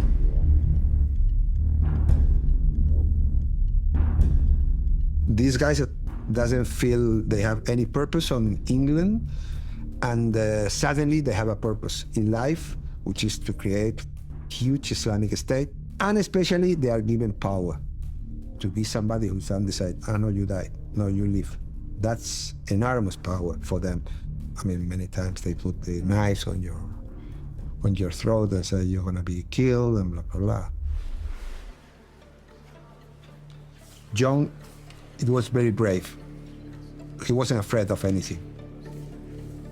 He was like this cat just standing and looking at this dog, being like, "What the fuck do you think you are?" And the dog just stops barking and walks away, I think that was what John kind of did to them. And they was like, okay. So I think they respected him somehow. They saw his humor. ISIS, they used to use him to imitate popular guys from the BBC. They were laughing and ha ha ha ha, yeah. You should have done this as a job. Come to Phoenix, Arizona. Johnny Cantlie, this man was born on a bike. Why do we still need a piece of old dead cow? It's the ultimate in motorcycling. John had a ruthless energy. He would act out with great enthusiasm his endeavors and his missions. He started out with motorbikes, screeching around, acting like a lunatic. Mikey, how do you respond to people who would say that what you're just doing is just bloody irresponsible and quite honestly putting other people's lives in danger? And then he suddenly turned up on the scene as this freelance photojournalist going around looking down the barrels of tanks. I think people thought he was full of shit, but he wasn't.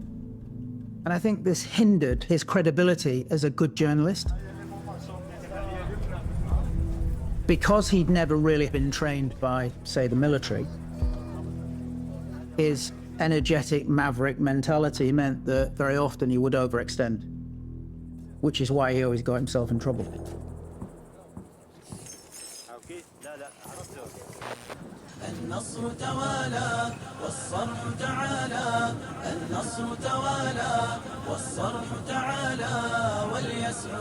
Islamic State started setting up their own Sharia courts, formalizing local power.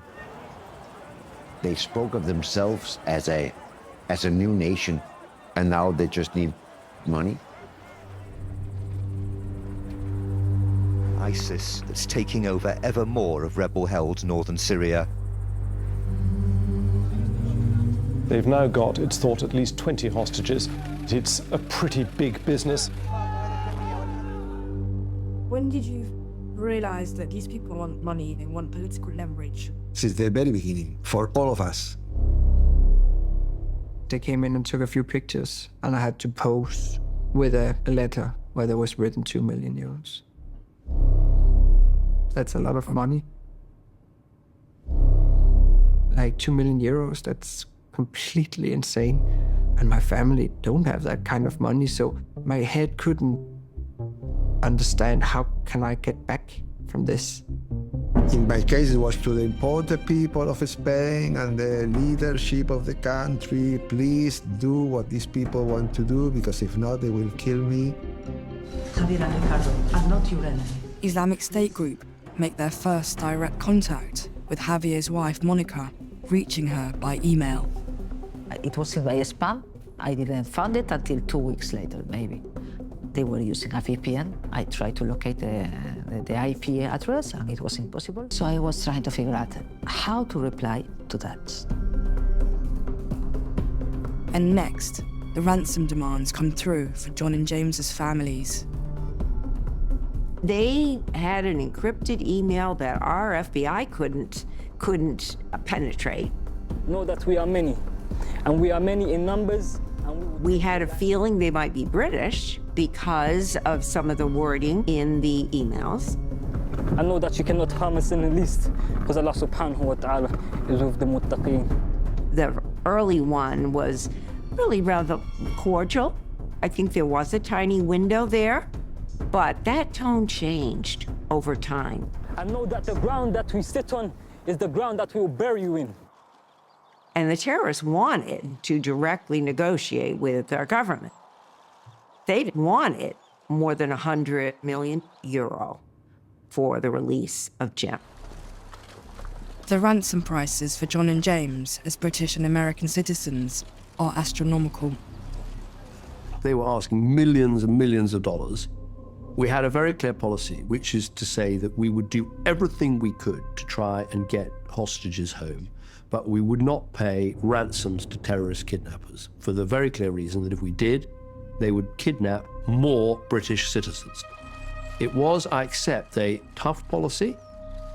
I took it to the G8, and I looked all of the other countries in the eye, the French, the Italians, all of them, and said, let's all sign up. So, nominally, other countries in the world had signed up to this policy. Our government did not negotiate with terrorists, and they made that clear. But the government, meanwhile, was telling me that Jim was their highest priority over and over and over. So as a mom, I wanted to hear that yes, my government may say publicly they won't negotiate with terrorists, but that privately, my government's telling me that Jim's their highest priority. I understand from a political perspective why states shouldn't pay, but I also understand that any family should be allowed the right to do what they deem necessary. Had it been my kid, I would have said, well, F you, I'll do it myself then. We met with the highest level at the White House that I had to date. They were very kind, they listened. We went to FBI, and what was horrific was that is when we were told for the first time that as American citizens, we would be prosecuted if we dared to raise ransom. We certainly would have risked prosecution, but I wanted to believe that our government would privately find a way to do something to bring our son home.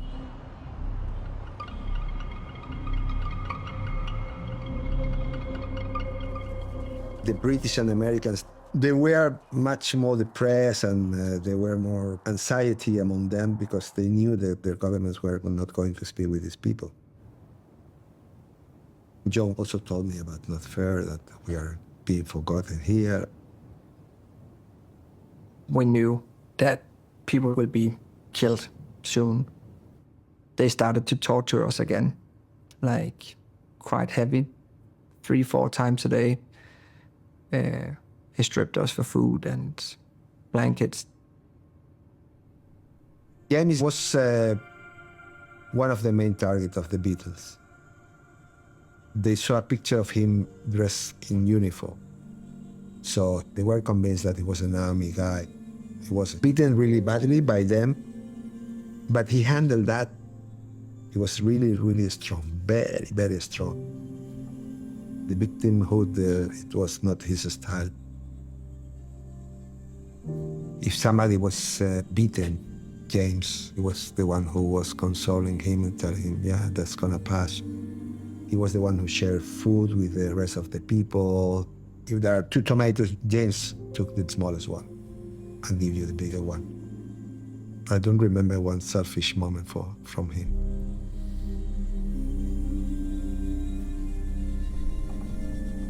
The evenings, they were very difficult. We would sit in completely darkness all by ourselves and our own thoughts. And that was tough and very lonely. I remember what moved me the most was John Cantlie. The way he could tell stories, like fucking amazing.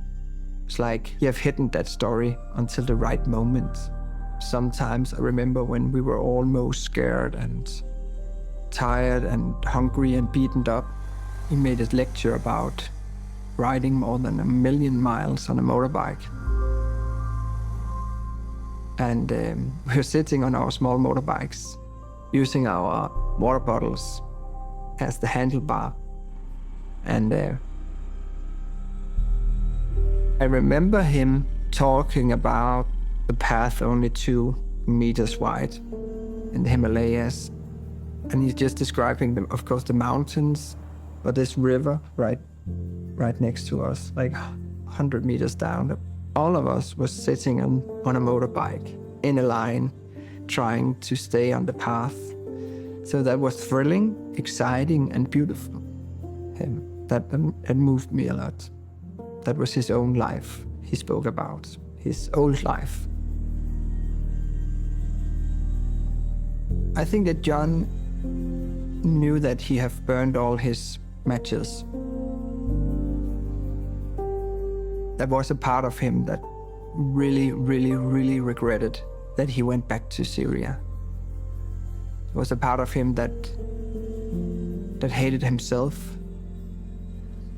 He was really tough on himself.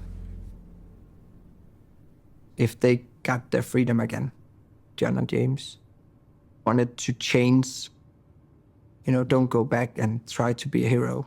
Just go back and be humble and be happy that you have your freedom. Don't take that for granted.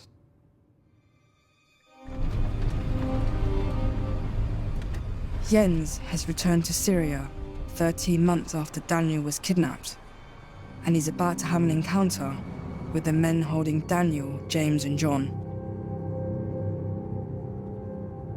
Everybody is super nervous. You get total paranoia when you are in that phase of the operation, because even the smallest thing can go wrong. What would prevent them from just taking the money, taking me, knowing that there's a lonely guy sitting in the middle of nowhere with 2 million euros? I mean, that would be the easiest hoist ever, right? A little past 8 o'clock, all of a sudden a motorcycle comes. It slows down, drives past, and stops right behind the car. There are 2 people, both wearing black fatigues. I walk towards them with open hands. We had agreed on a code name. I had placed the money in a bag. He didn't even open it. He just weighs it. And then I said to him, "We have a deal." Stretched out my hand, and he gave me a handshake. He knew English. I mean, it could have been one of them. I don't know which of them. And then he just spun around and got on the bike. And then he disappeared across the border to the south.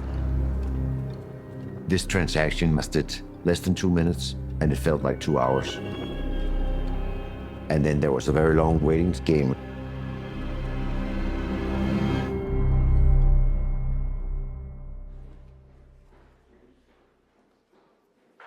The 3 Beatles came into the room, threw a blanket over my head, dragged me to the door, and 2 days later, I crossed the border and came into freedom. And there he stood, Jens, with a new pair of glasses for me. We hugged, and it was very emotional. And it was difficult for him to let go. He had been looking for me for 13 months, blaming me for destroying his sleep. This tremendous relief at that time. It was very moving. We celebrated his freedom, and the day after we flew back home to Denmark.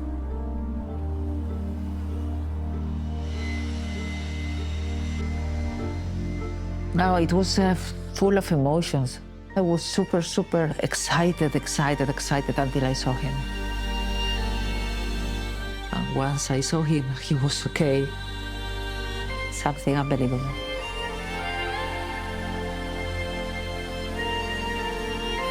I didn't want to see anyone, just to be with him. It's like, I don't need anybody else.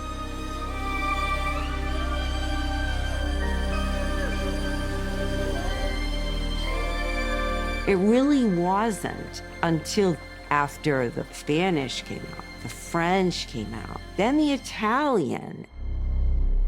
Then it became clearer and clearer to me that, wait a minute, our government's not negotiating. The Europeans are, and that's why they are coming out. I was so shocked. I was so disappointed. People who'd taken time to meet with me had listened and then chosen not to help, and had not been truthful till the very end, when it was much too late for us as citizens to raise a ransom. In June 2014, the Islamic State group has reached its peak, seizing Mosul, Iraq's second city. It now controls the largest amount of territory ever held by an extremist organization.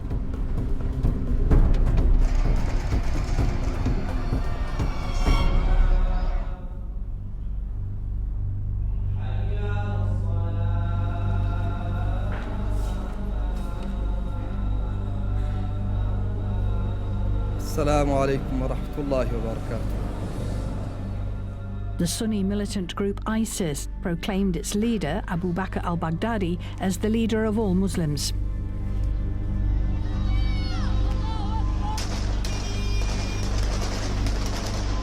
Iraq's second city, Mosul, is still emptying out as the country risks breaking apart. These are just some of the huge numbers fleeing as the Islamic militants of ISIS notch up their gains.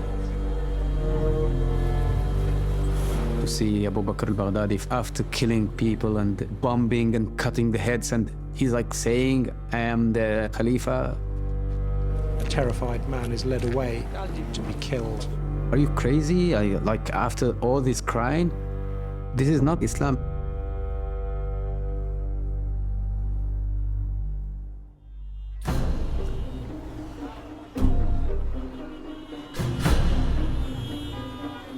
وتم تسقيط ولاية الموصل بفضل الله عز وجل ثم بفضلها الجنود الدولة الإسلامية. All of a sudden, they control a city like Mosul with, what, 2.5 million people? This is now more than a regional threat. These guys are serious. This is going to be a big problem. What was different about ISIL state was, for the first time, here was an Islamist extremist, violent organization that had money, oil, weapons, and effectively a country. And so we had to act as urgently as we could.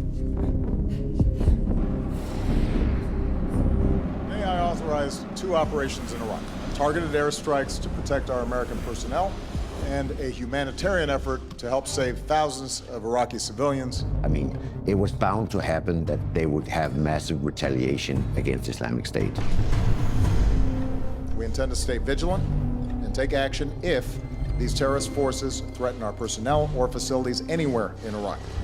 And I knew that environment would just make it almost impossible to conduct not only negotiations, but also trying to send people in and out.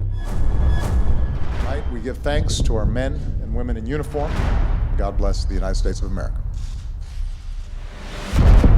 By the summer of 2014, only the British and American prisoners are left. The start of the bombing had inevitable consequences for the fate and treatment of the remaining British and American hostages. In July of 2014, I was about to come back to the States when my husband told me that they'd received the email announcing that Jim was going to be killed. But the email was quite graphic. They were planning to very brutally kill Jim if we, our family, did not stop the bombing. The terrorists were going through us for things they knew we couldn't do anything about. When it became obvious to the captors that our government was not engaging, they just made a decision. That's okay. We won't try to get money for the Americans and British. We're going to use them in a different way. The Beatles are still holding Americans Stephen Sotloff, Peter Kasich, Kayla Muller, and James Foley. And the British, David Haynes, Alan Henning, and John Cantlie. The UK and US are running out of time. And with the announcement of the caliphate, it's time to respond. I was absolutely clear that we had to find these hostages, we had to find the people responsible, and that we had to defeat ISIL in Syria. I approach this from a soldier's mentality. There is no negotiation. We come through the fucking door, kill you all, and get everyone out. That was my only belief.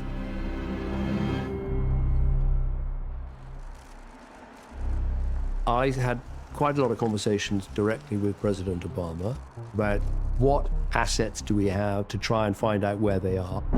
It's an incredibly difficult thing to do, but it is always right to try. There was one attempt in July 2014. Unfortunately, that had to be handed over to the Americans because we couldn't build an air bridge, and American Special Forces executed that mission. They put in incredible work to try and rescue John and James. We thought we knew where they were.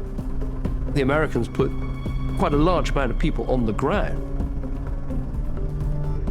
Huge resources went into trying to rescue them. People went into harm's way, bravely. But unfortunately, it all failed because they'd been moved.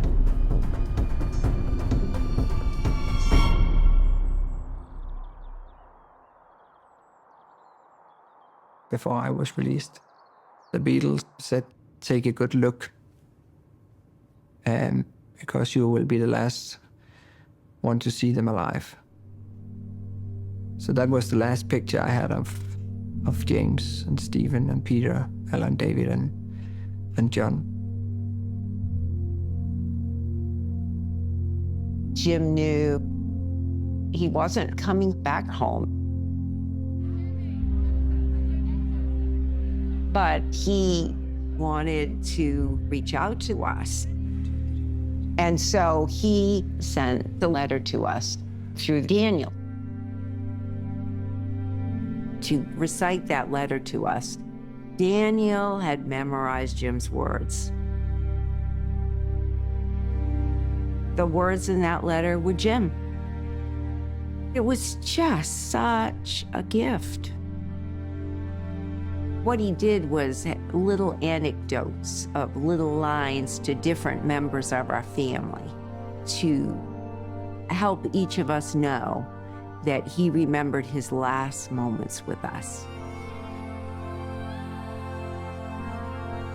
I remembered most vividly what he said about my mom, that he was going to need her strength to reclaim his life, I think he said.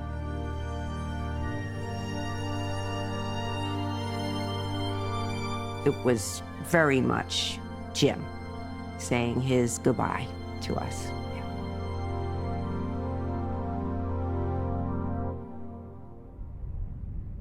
John is held in captivity and watches as all of his fellow captors are murdered.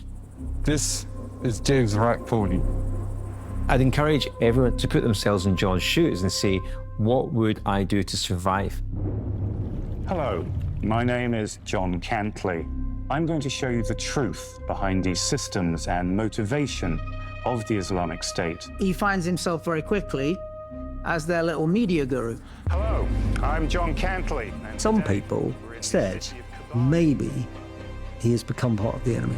It's a Mosul. It's been a while since I've ridden a motorcycle, so excuse me if I wobble around a bit, but... He found a way to survive, and I don't want to judge him in any way. You know, who knows what any of us would do in those circumstances. There are two sides to every story.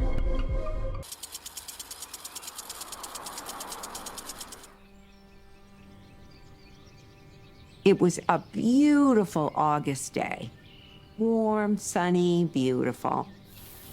Out of the blue, two FBI agents whom I'd never met before came to our door.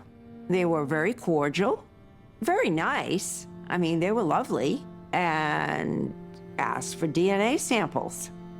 And here, this is nearly 2 years after Jim had been kidnapped. We rummaged through one of Jim's trunks for Jim's sample and found a toothbrush of his, gave our own, and then they left. They gave us no context at all. Something bad was happening. I got this phone call from this journalist, sobbing on the phone. Who is this? And just told me to look at the internet, look at Twitter. And that's when we saw the horrific image of Jim being beheaded. I never watched the video, but it was an image of Jim on the ground with his head on his back. You know, it's just awful, awful.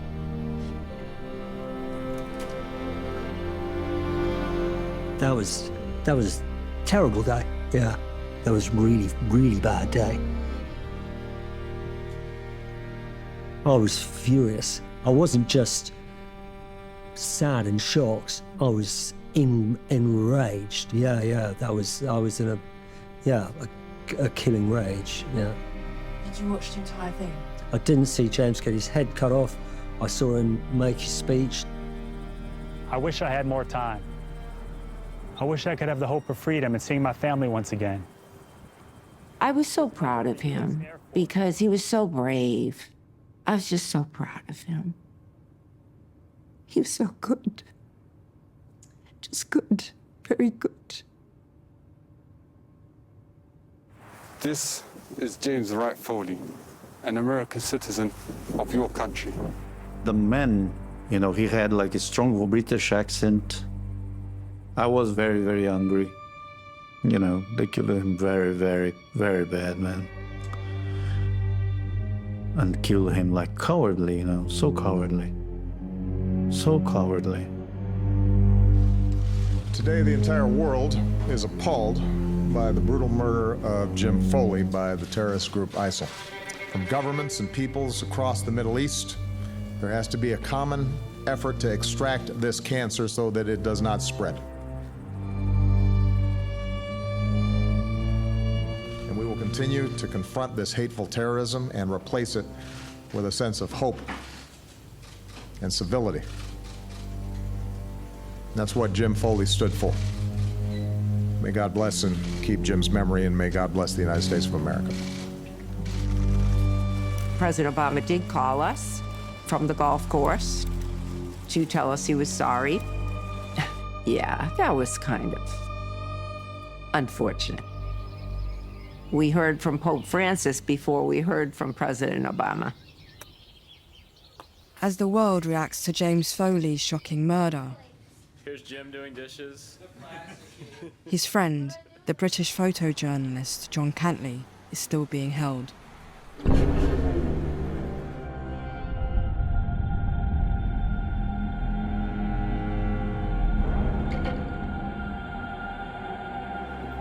John Cantlie, believed to be being held by extremists.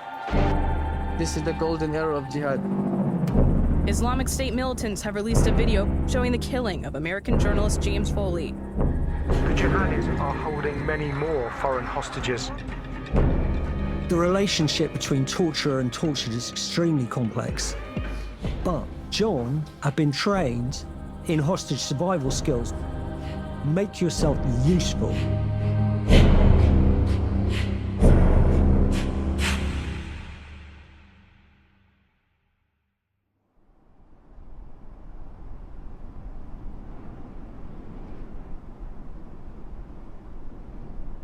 The location of John Cantlie and his fellow captives remains unknown. With the Islamic State group threatening to murder more hostages, the world holds its breath. I didn't know at what stage John Cantlie was going to be killed. So there was this awful wait, and I think it was a fortnight. Good morning, this is Breakfast with Bill Turnbull and Louise Minchin. Islamic State militants murder a second American journalist and say a British hostage could be next. Dean Soloff is murdered.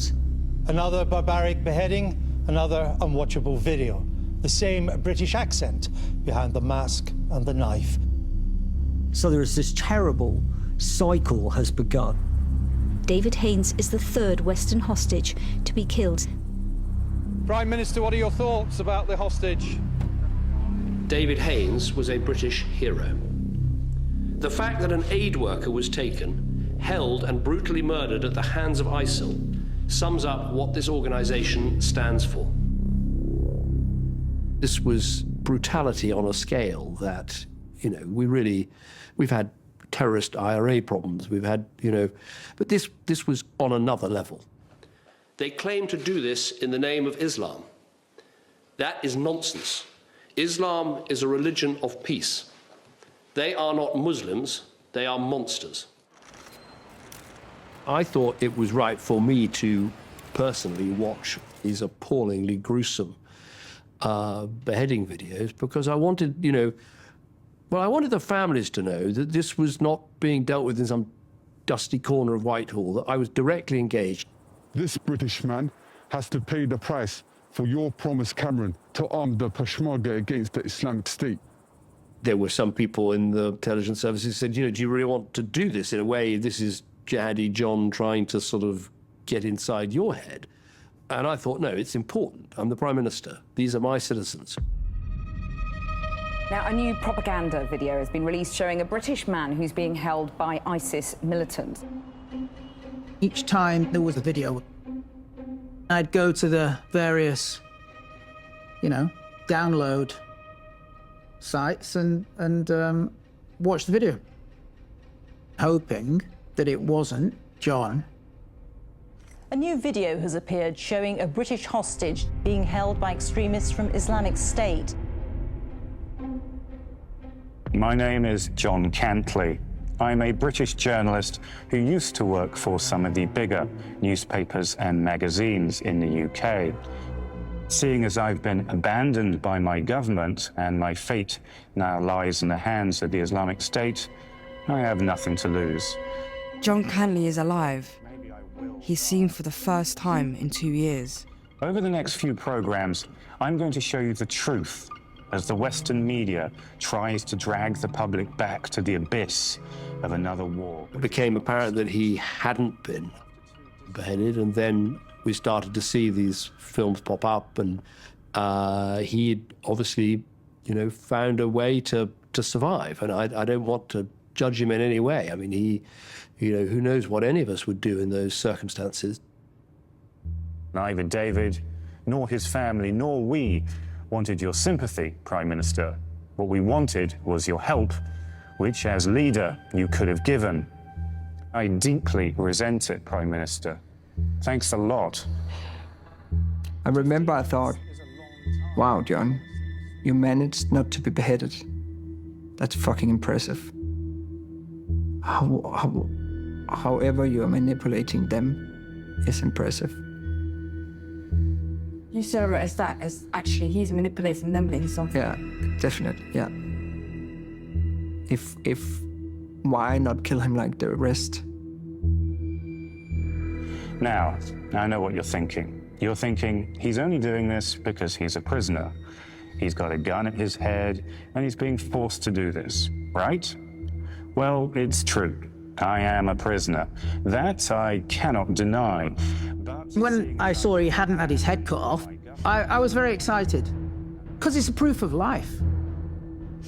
John was not angry at the British government.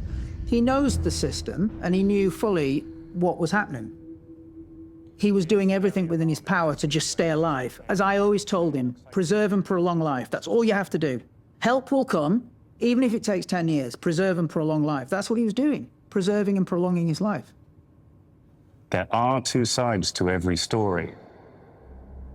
Weeks after this video, the remaining hostages, 2 aid workers, one a British national, Alan Henning, the other an American, Peter Kasich, are beheaded. The Islamic State group is now a threat on the global stage. And America has been unleashing cruise missiles, fighter aircraft, and drones. Hello, I'm John Cantlie, and today we're in the city of Kobani on the Syrian-Turkish border. That is, in fact, there's suddenly something different. John's Kobani, with this kind of dyed hair. And he appears to be reporting on the Islamic State side. That was like, what is going on here? The Western media, and I can't see any of their journalists here in the city of Kobani, have been saying recently that the Islamic State are on the retreat. All I've seen here is Mujahideen. I remember thinking, that's been edited nicely. That's been really pieced together. That's been cut really well. Kobani is now being... This is a guy who's a hustler. He's got chutzpah. He's constantly hustling, trying to stay in this industry. So he knows how to adapt to survive. He's working as a journalist, showing them how to run the propaganda machine. And he's the last man standing because he's giving them PR advice. By 2015, the Islamic State group had taken over large swathes of land in Syria and Iraq, reshaping society with its own ideology.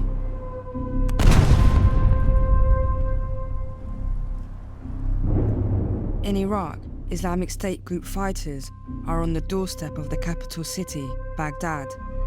And in Syria, the group is claiming half of the country as its own. Revenue streams to Islamic State were coming from all sides. They were trading illegal artifacts, diamonds, gold, you name it. I mean, they were basically a crook state. And obviously they were buying equipment. We will shortly be introducing a counter-terrorism bill, which will include new powers to disrupt the ability of people to travel abroad to fight, as well as their ability to return here and combat the underlying ideology that feeds, supports and sanctions terrorism. Thousands leave their homes across the world, including young people and teenagers from Britain. Islamic State group is in full recruitment mode. Then came this avalanche of social media messaging. Message to all the brothers in the UK. Know that the caliphate has been established.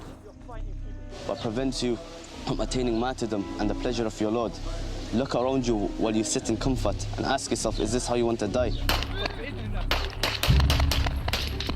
The great advertisement of the caliphate as a place you would want to come and live in. Couldn't find anyone in UK that was, you know, willing to just sacrifice their life in this world for the life in the hereafter. This was a whole new level of death cult recruitment, but there is nothing more barbaric than what those human beings did to innocent human beings, right? Nah, this pool is like an ice bath. Yalla. Freezing cold. Yalla. Come out and join us. We'll give you as many girls as you want, right? Come and live like kings. Yeah, it worked, right?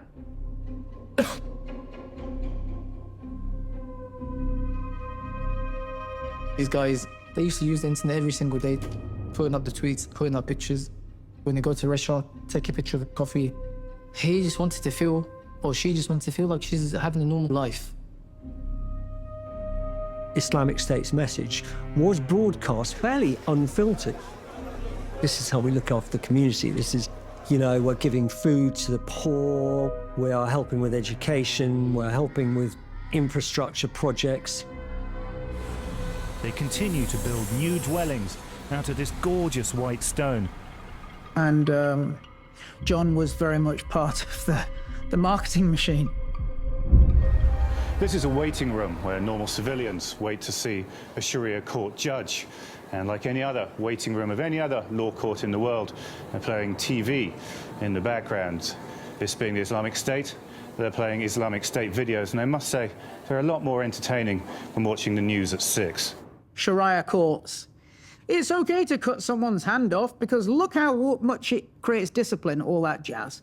The Mujahideen are not fazed by the bombings at all and continue to conduct classes on the banks of the Euphrates River. He finds himself very quickly as their little media guru. But if he made another video and was allowed out, is that an opportunity to escape?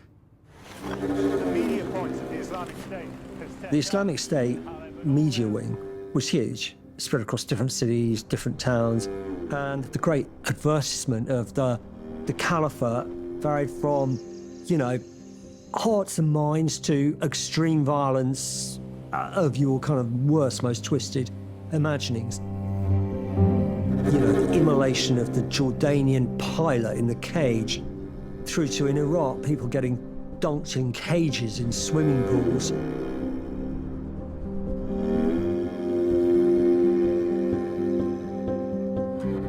يعني أخوي الله يرحمه قدامي بالقفص ينزلونه ويقرقون. كررت الفيديو أكثر من مرة، وده هو أخوي الكبير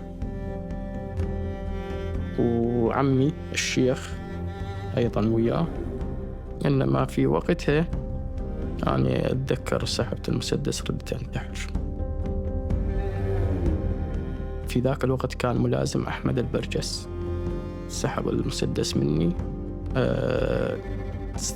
يعني استلحق الموقف وأخذ المسدس مني قبل أن أخطأ الخطأ. كانت أيام عصيبة جدا.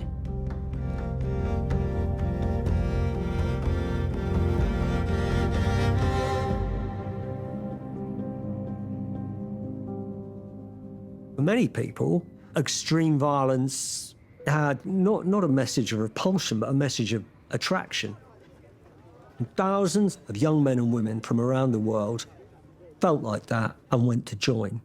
Hello, I'm John Cantlie, and today we're on top of the world in Mosul, overlooking the second largest city in Iraq and under the complete control of the Islamic State for over 5 months. It's the absolute heartland of the Caliphate and home to nearly 2 million people from every walk of life. Suddenly, the video came out of Mosul, and that was even more radical. John's driving around, reporting.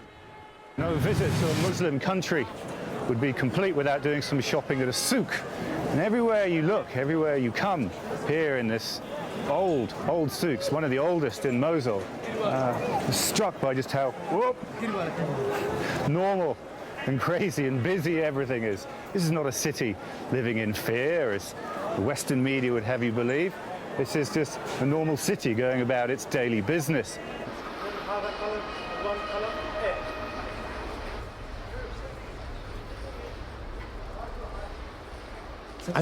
أنا شفته شوف عيني. كان يمشي براحته بالسوق يتجول ويجي يشتري ويوقف يشتري مني ويوقف يشتري من المقابيلي وحكينا معاه وشاقينا معاه وضحكنا فكل فكرنا إنه كان داعش. We have to wrap up at the souk now and move on to the next place, but there's a huge crowd of people around us. This is not an empty, deserted, depressed place at all. This is bustling and we have to move on. فتصور أنا من شفته بيجي مكانات يعني 4-5 مكانات تصور إنه واحد من عندهم. يعني ما تعتقد انه مستحيل تقول انه سجين. لا كان يضحك. لا كان يضحك عشان انت حضرتك جاك حتى تضحك مع مبتسم وماكو اي مشكله. It's clear from his body language and from his speech that he wasn't immediately worried about being killed. He's had a bit of sun on his face, he's got a bit of condition back. He's having a bit of a laugh too. Jeering at coalition aircraft.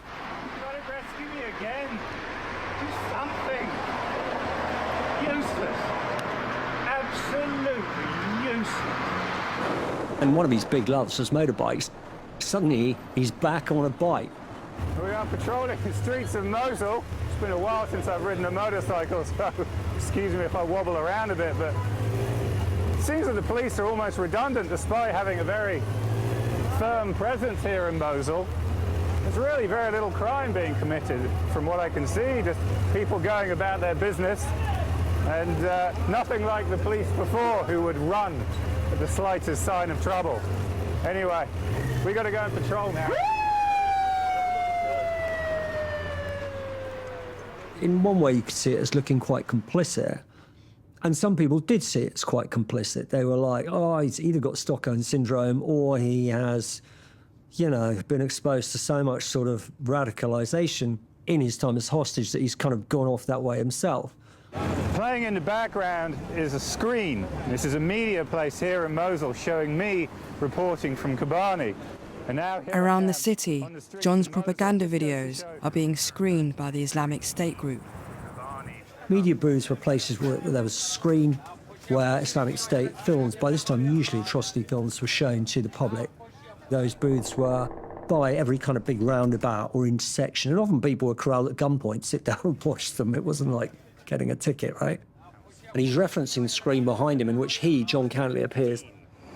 And there I am in the background, all the way here in Mosul, and here I am on the streets. That was me then, and this is me now, and it just shows how much territory the Islamic State are controlling. Before his kidnapping, he wanted to be a foreign correspondent, you know, a war reporter going into the field. Ironically, he's now become famous, you know, doing pieces to camera and stuff. The videos that he made were becoming quite viral.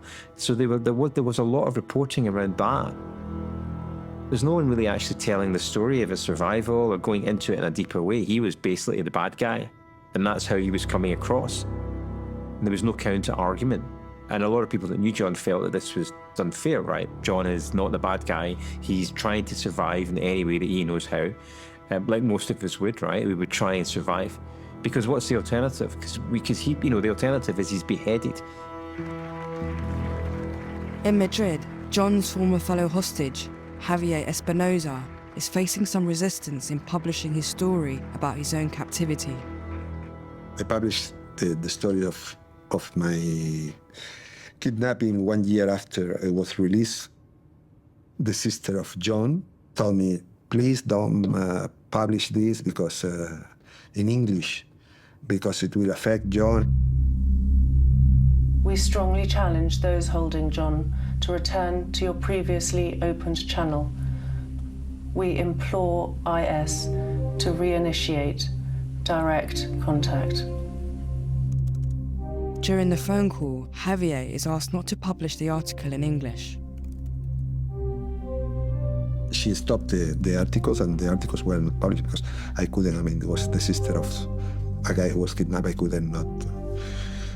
But I'm sure, and from my conversation with her, the government was still putting pressure on her not to allow this information to be released. The British government, I think, would say it's unsafe for him. It raises his profile.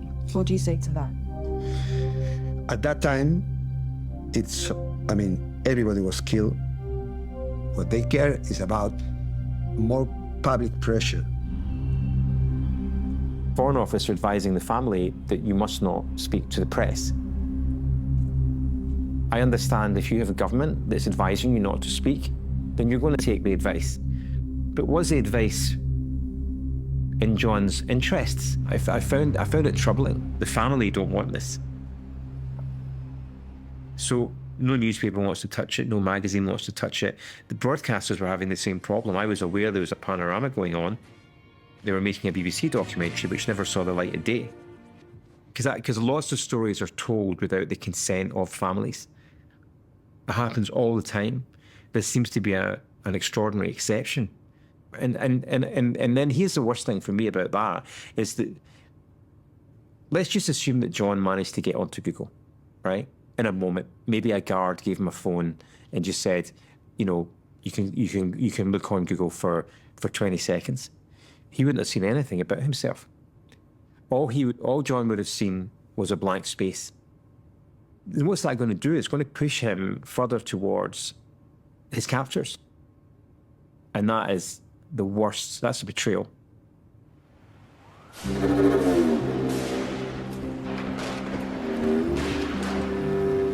In Paris, shocking images captured 2 masked men killing 12 people in and around the office of satirical magazine Charlie Hebdo for publishing controversial Prophet Muhammad cartoons. La France est aujourd'hui devant un choc qui est celui d'un attentat, car c'est un attentat. Europe is on high alert. In response to the attacks, a French foreign fighter tells John about the necessity of spilling blood in Europe. Ces 3 attaques ont fait que de nous réjouir ici.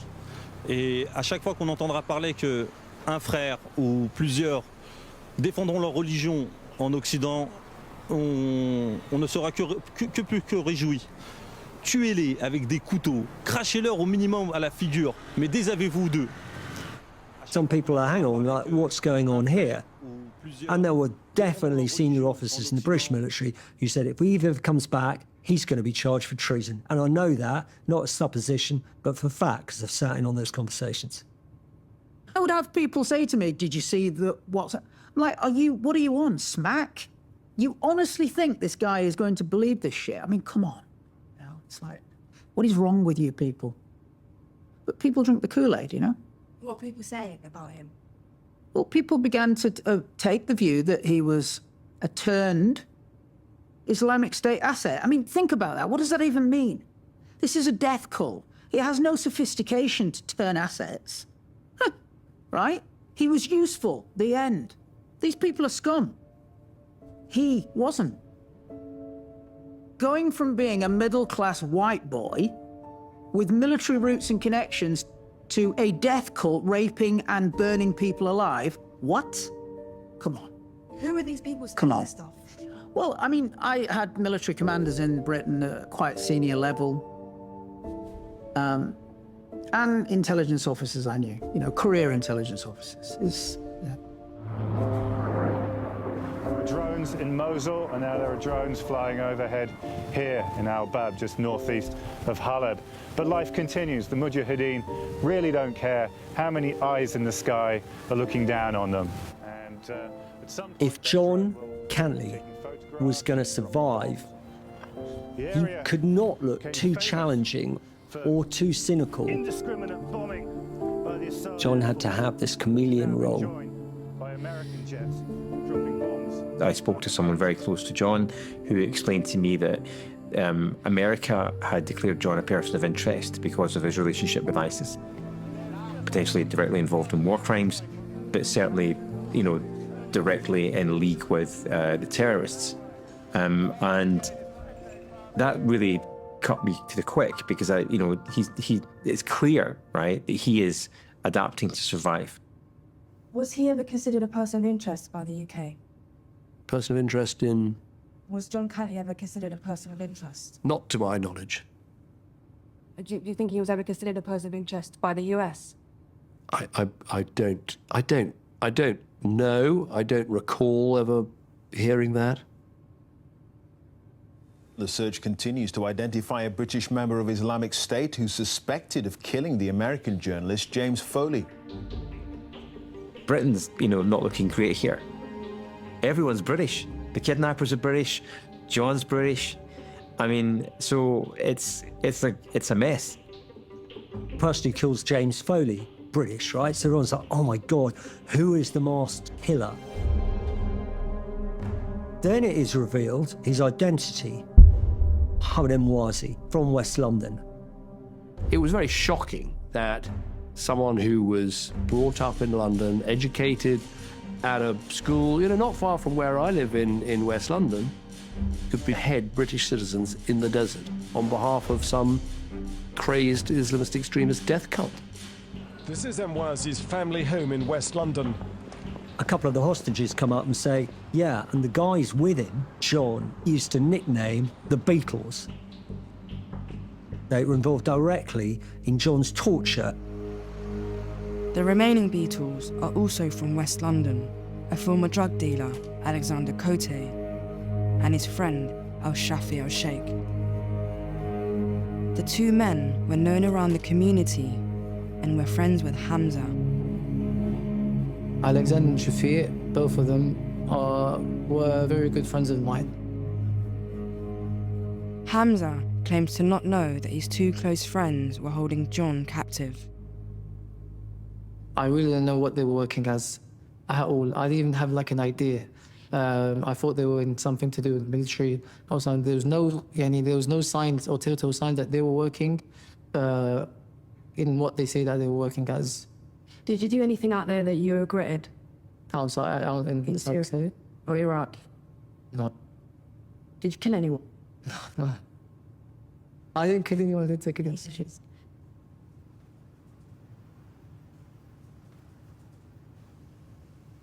Did you witness any executions with IS? No.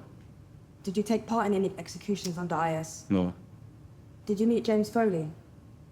No.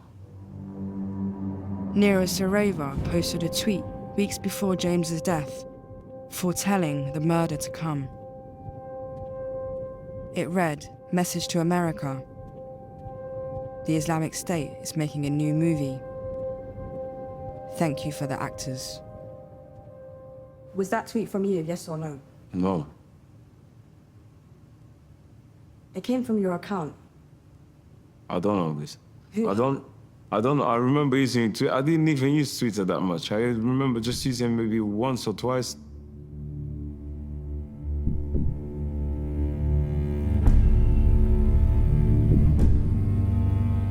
The eyes to the right, 524. The nose to the left, 43. In September 2014, David Cameron was granted permission by Parliament to strike Islamic State group insurgents in Iraq with the support of the Iraqi government.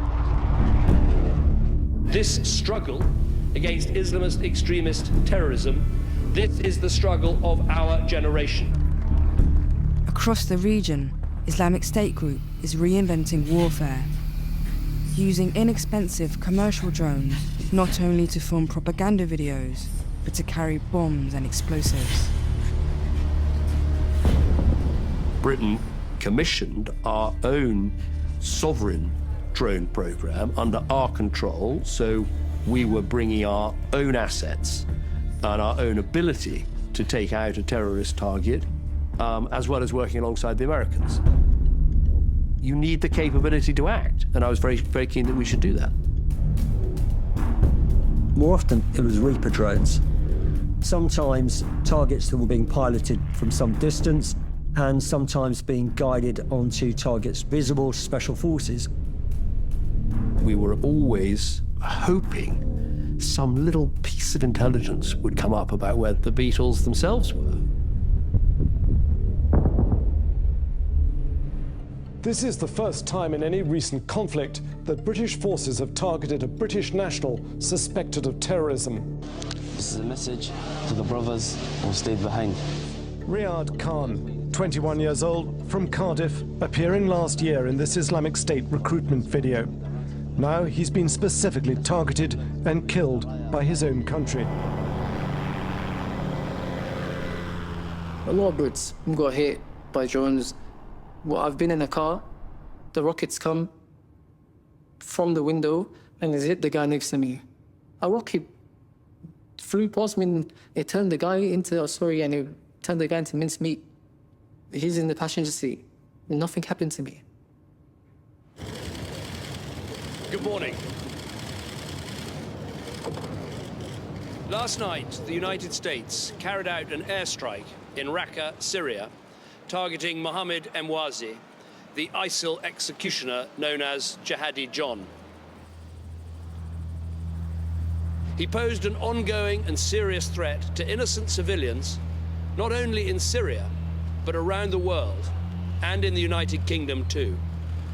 He was ISIL's lead executioner, and let us never forget that he killed many, many Muslims too.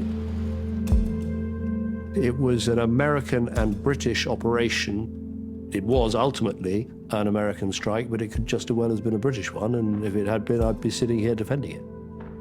But ultimately, his appalling reign of terror was brought to an end. I would have much preferred he'd been brought to justice and had an opportunity to explain his why and face the consequences of his actions. I was rather horrified by the drone strike, to be honest. So I don't think that kind of brutality fixes the brutality we had endured, to be honest.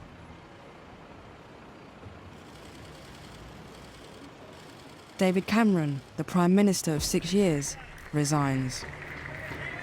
I leave office in 2016, but by this time we had started working with the legitimate Iraqi government, with Prime Minister Abadi, who wanted to be a non-sectarian leader of Iraq and wanted to help the Iraqi army defeat ISIL.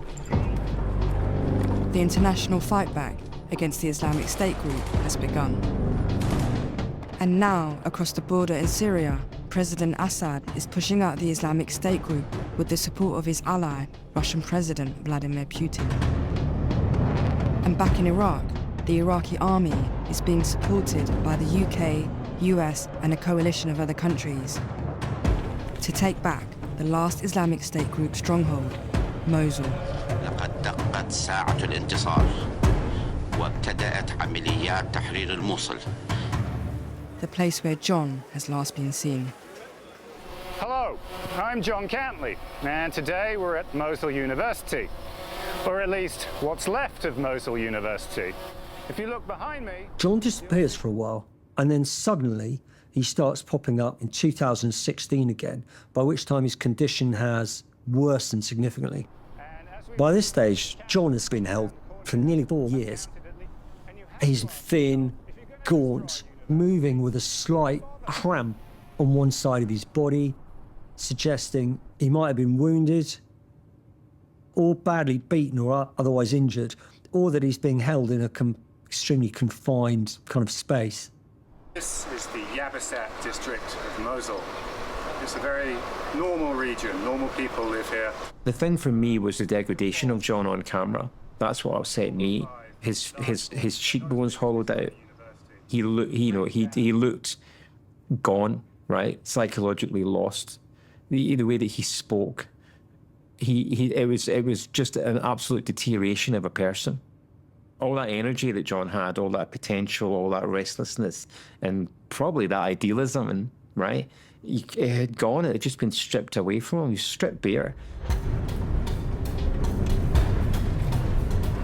Andrea Leon, a photographer from John's freelance circle, arrives in Mosul and embeds himself with the Iraqi Federal Police.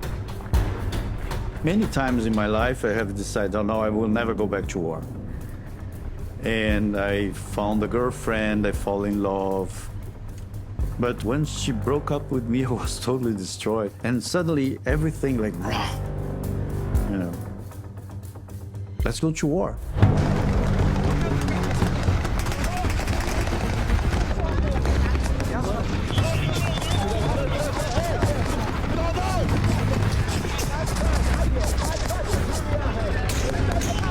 They gave me a name, which was Andrea al-Jabahat, the front line. You know, Andrea, the front line.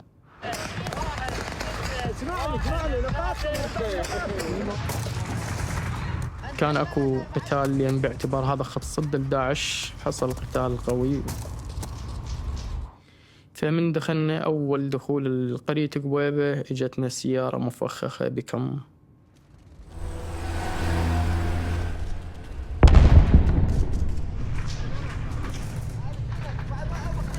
فجرت يعني جروح بسيطة، يعني أعتقد بالوحدة 1:30 الظهر استطعنا التحرير بالكامل.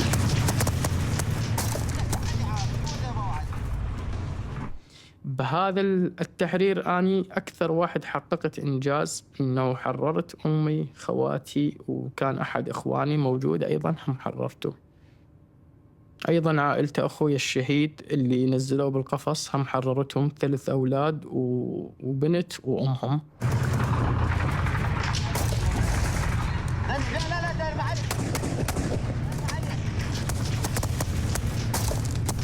Mosul is 1.5 million, I think, people living there. And it's divided by the river, the Tigris. The east side was easily taken, because all the civilians, they managed to escape to Erbil, to Kurdistan. I was there during the battle for Mosul. By that stage, the Iraqis had taken most of the East Bank, but only a tiny bit of the West Bank. And saw some fairly intense stuff there. A lot of the guys that I encountered, they get suicide belts on, so if it gets too much, then they just click and gadoom. I remember very well this Islamic State woman had come, she'd rushed a Humvee and she had a suicide belt on. So she popped herself and her head went off like a champagne cork.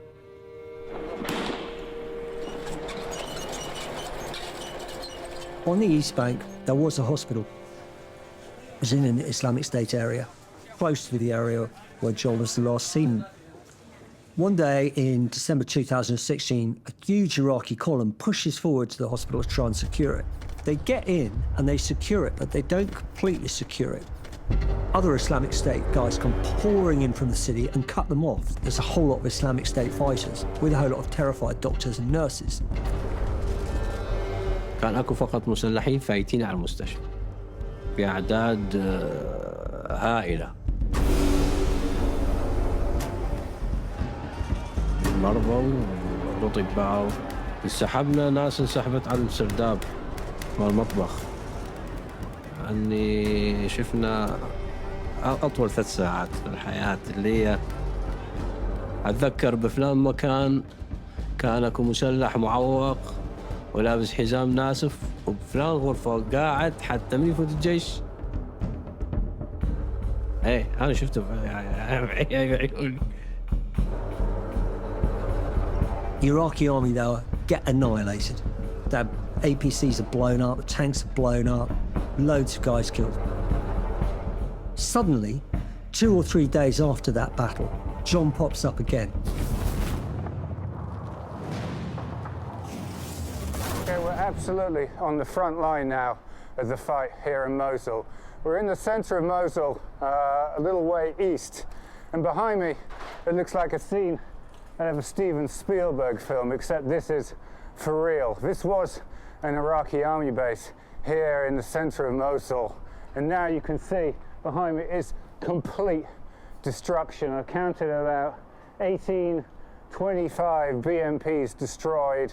Now, speaking with some of the Mujahideen, they say the Iraqi army took the bait. This is exactly what they wanted them to do.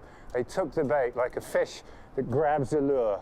Okay, the Mujahideen drawn them in to the center here in Mosul. So we're going to walk down there and get a closer look at some of the stuff down there now. Come with me now and we'll go down there. Come with me, you've got to be careful of your step here. There's a lot of grenades and unexploded ordnance all around. Like I said, this was the As-Salam hospital. It's just there. So there were a few casualties, I believe. Fortunately, I think the Mujahideen got most of the people evacuated out of this area before the fighting started. But I mean, the destruction, the carnage is total. I haven't seen war like this for a long time. It's absolutely strong. There's still smoke coming out of that BMP there. This is part of the hospital network here. So, oh, here we are. This used to belong to an Iraqi soldier, but I don't think he's going to be needing it now, huh? For many Iraqi soldiers watching that, they were like, you, my friend, are dead. You are one of them. You are celebrating their victory over our soldiers, and you are abusing our dead soldiers. This is one guy that didn't make it, another Iraqi soldier bites the dust, and this is exactly what's waiting for all the Iraqi soldiers in this area. The Mujahideen draw them in, and their anti-tank hunting teams smash them in their vehicles like this one, this fellow next to me, and this is pretty much all that's waiting for the Iraqi army here in Mosul. I'd had a few phone calls from associates who had asked me very specifically, one call was a good friend, about what I thought about John Cantlie, about personally now, what was my now new view, to which of course I said I have no new view, I only have the same view. It's not selling the secrets, is it? He's not disclosing where the UK Special Forces are based, right? He's helping them make a fucking video. Big wow. But it was propaganda. And when you make propaganda, you're seen as being very much part of the problem. The harder the guy plays to survive, the more and more his chances narrow as members of the establishment, who might actually be those who can secure his release, become to believe that, in fact, maybe he has become part of the enemy.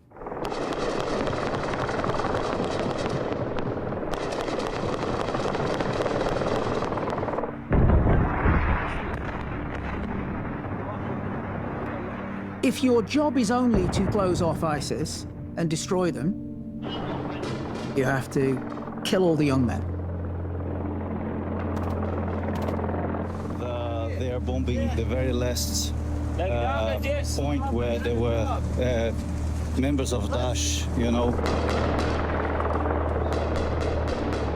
They just went for a final push, and like a week later, they had declared victory.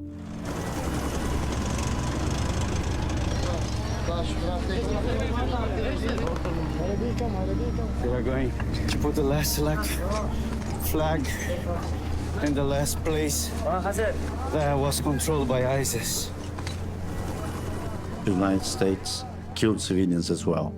Lots of people that have been killed there, their children.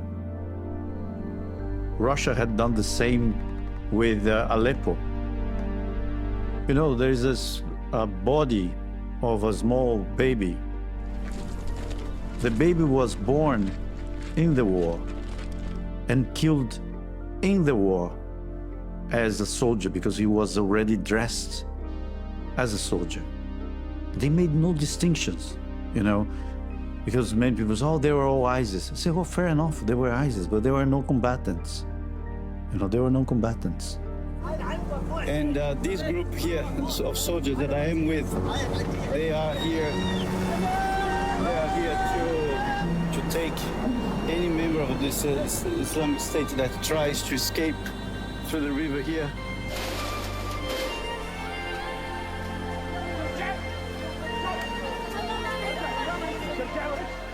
كانت أهم مرحلة ما تقل صعوبة عن المعارك إنه توصل لأكثر عدد من المطلوبين اللي متخفين بين العوائل، اللي متخفين بالمخيمات، اللي متخفين بالبنايات المهجورة، باعتبار الناس نزحت مساحة شاسعة بالمدينة يتخفون بالبيوت. How did it feel to round up the ISIS suspects? أكيد شعور فخر. أكيد. فمثل ما ملزم بأخذ ثأري وملزم أني أقاتل دفاعاً عن الوطن، أيضاً ملزم بحماية الأبرياء. I saw them torturing people, you know. And I immediately imagined John, because no one had been talking about John anymore. John had completely disappeared. And I asked the commander, do you know about John? You know, this British journalist, so and so and so. Yes, we know about him. He's ISIS now. If we meet him, we kill them. We will kill him. You know. معلوماتنا انه هو انضم للتنظيم. معلوماتنا انه هو انضم للتنظيم.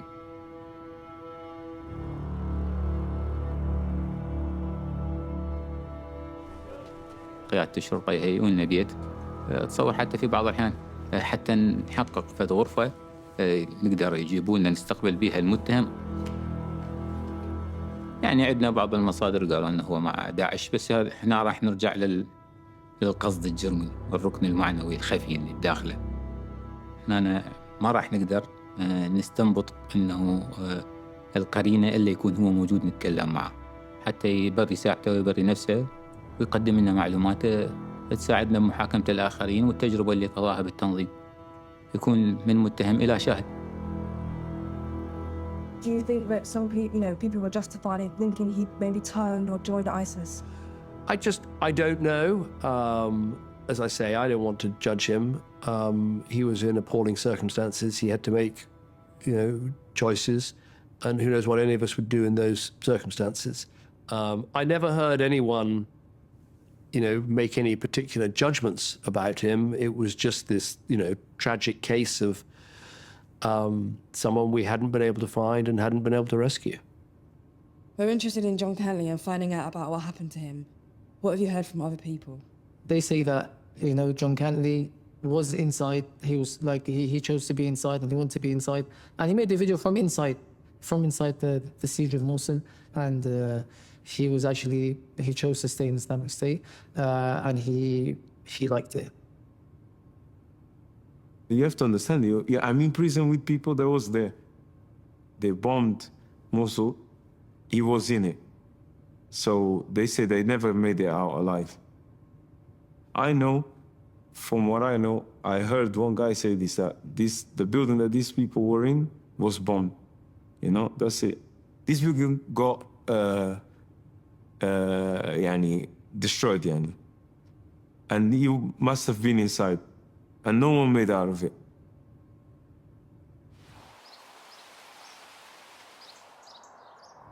Kev is in a unique position, and it's not the same position that I'm in that he signed the Official Secrets Act and he was a member of the Special Forces community.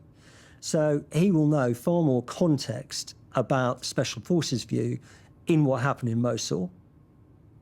What do you know about the circumstances of John's death?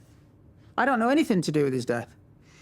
I mean, it was a very kinetic period. There was a lot of people they wanted to get that they knew of.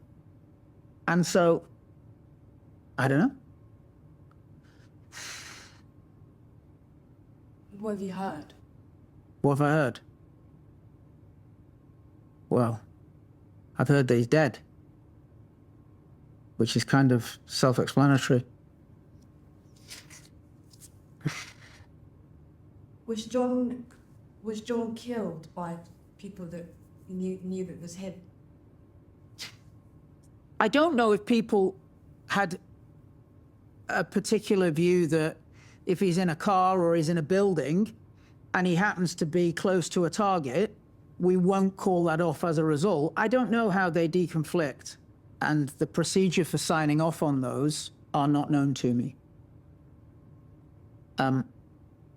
We know who he's with and around which time, and we know how many of those people are probably now not around anymore. So you don't really need to be too smart to draw linear conclusions. The state will always do what's best for the majority, not for an individual.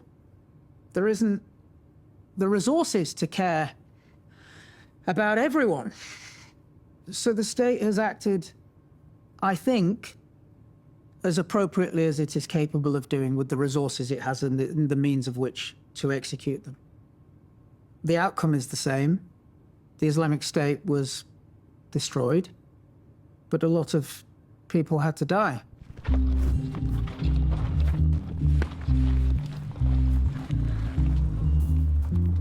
I kept my eyes open for John. You couldn't walk without stepping on dead people. You couldn't walk. Everywhere we went, you couldn't walk.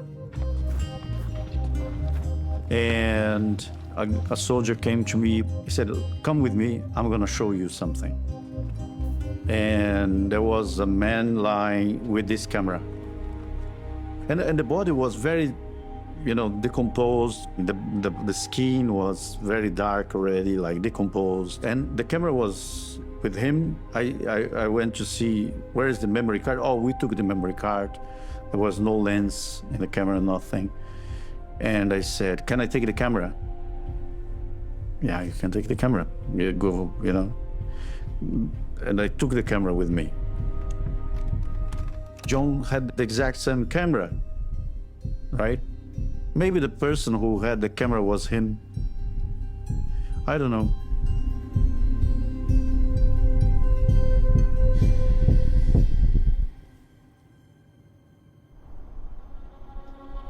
John Cantlie's body has never been found. I got to know John Cantlie after his death as a journalist. I went through many of the places that had been held, speaking to dozens and dozens of people. Ultimately, it was a very sad journey, but illuminating. I found out that John managed to get coded messages out to his family. On July the 4th, Independence Day, the Americans did try to get us out of prison. He managed to reference a bogus American official, giving the name actually that was of his nephew, Pocock. "We're not sure if we missed him by 12 minutes or 12 hours, said Hector Pocock, May's Special Operations spokesman. These were just messages for his family to know that he was still thinking of them, and probably too to prove that he still had the wit to be able to get a subliminal message out to them, to prove that he wasn't merely a tool of Islamic State propaganda. He didn't want to be used the way they end up using him. The last thing John said to me was that if you ever have the opportunity, then when you come home, please tell our Secret Service, like if they ever have an opportunity, just put a bomb onto our heads so we will not end up as propaganda tools. That was the last thing he said to me before I was released. Please kill us before they use us. And that was difficult. But to hear people speculate and things like that, it's like, So I think John is very good at keeping himself alive. And he also did that for a long time. Much longer than anybody could expect him.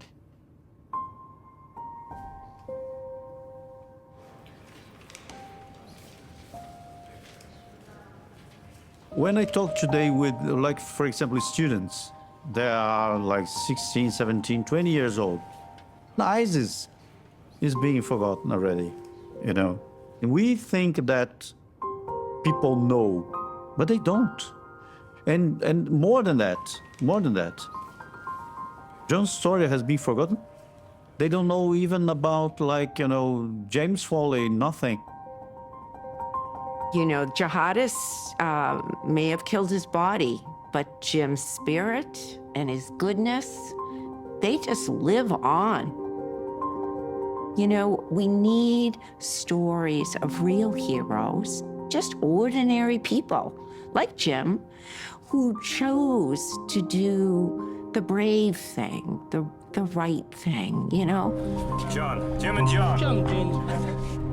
Should John be remembered as a hero? Completely, he is a hero. 100% hero. He's incredibly brave and heroic. He has furthered the process of journalism in its purest form, which is to go into harm's way when everybody else tells you not to. And if you don't have people who are willing to do that, men and women that are willing to resist and go in harm's way, then you won't ever have truth. That should be the legacy that people remember.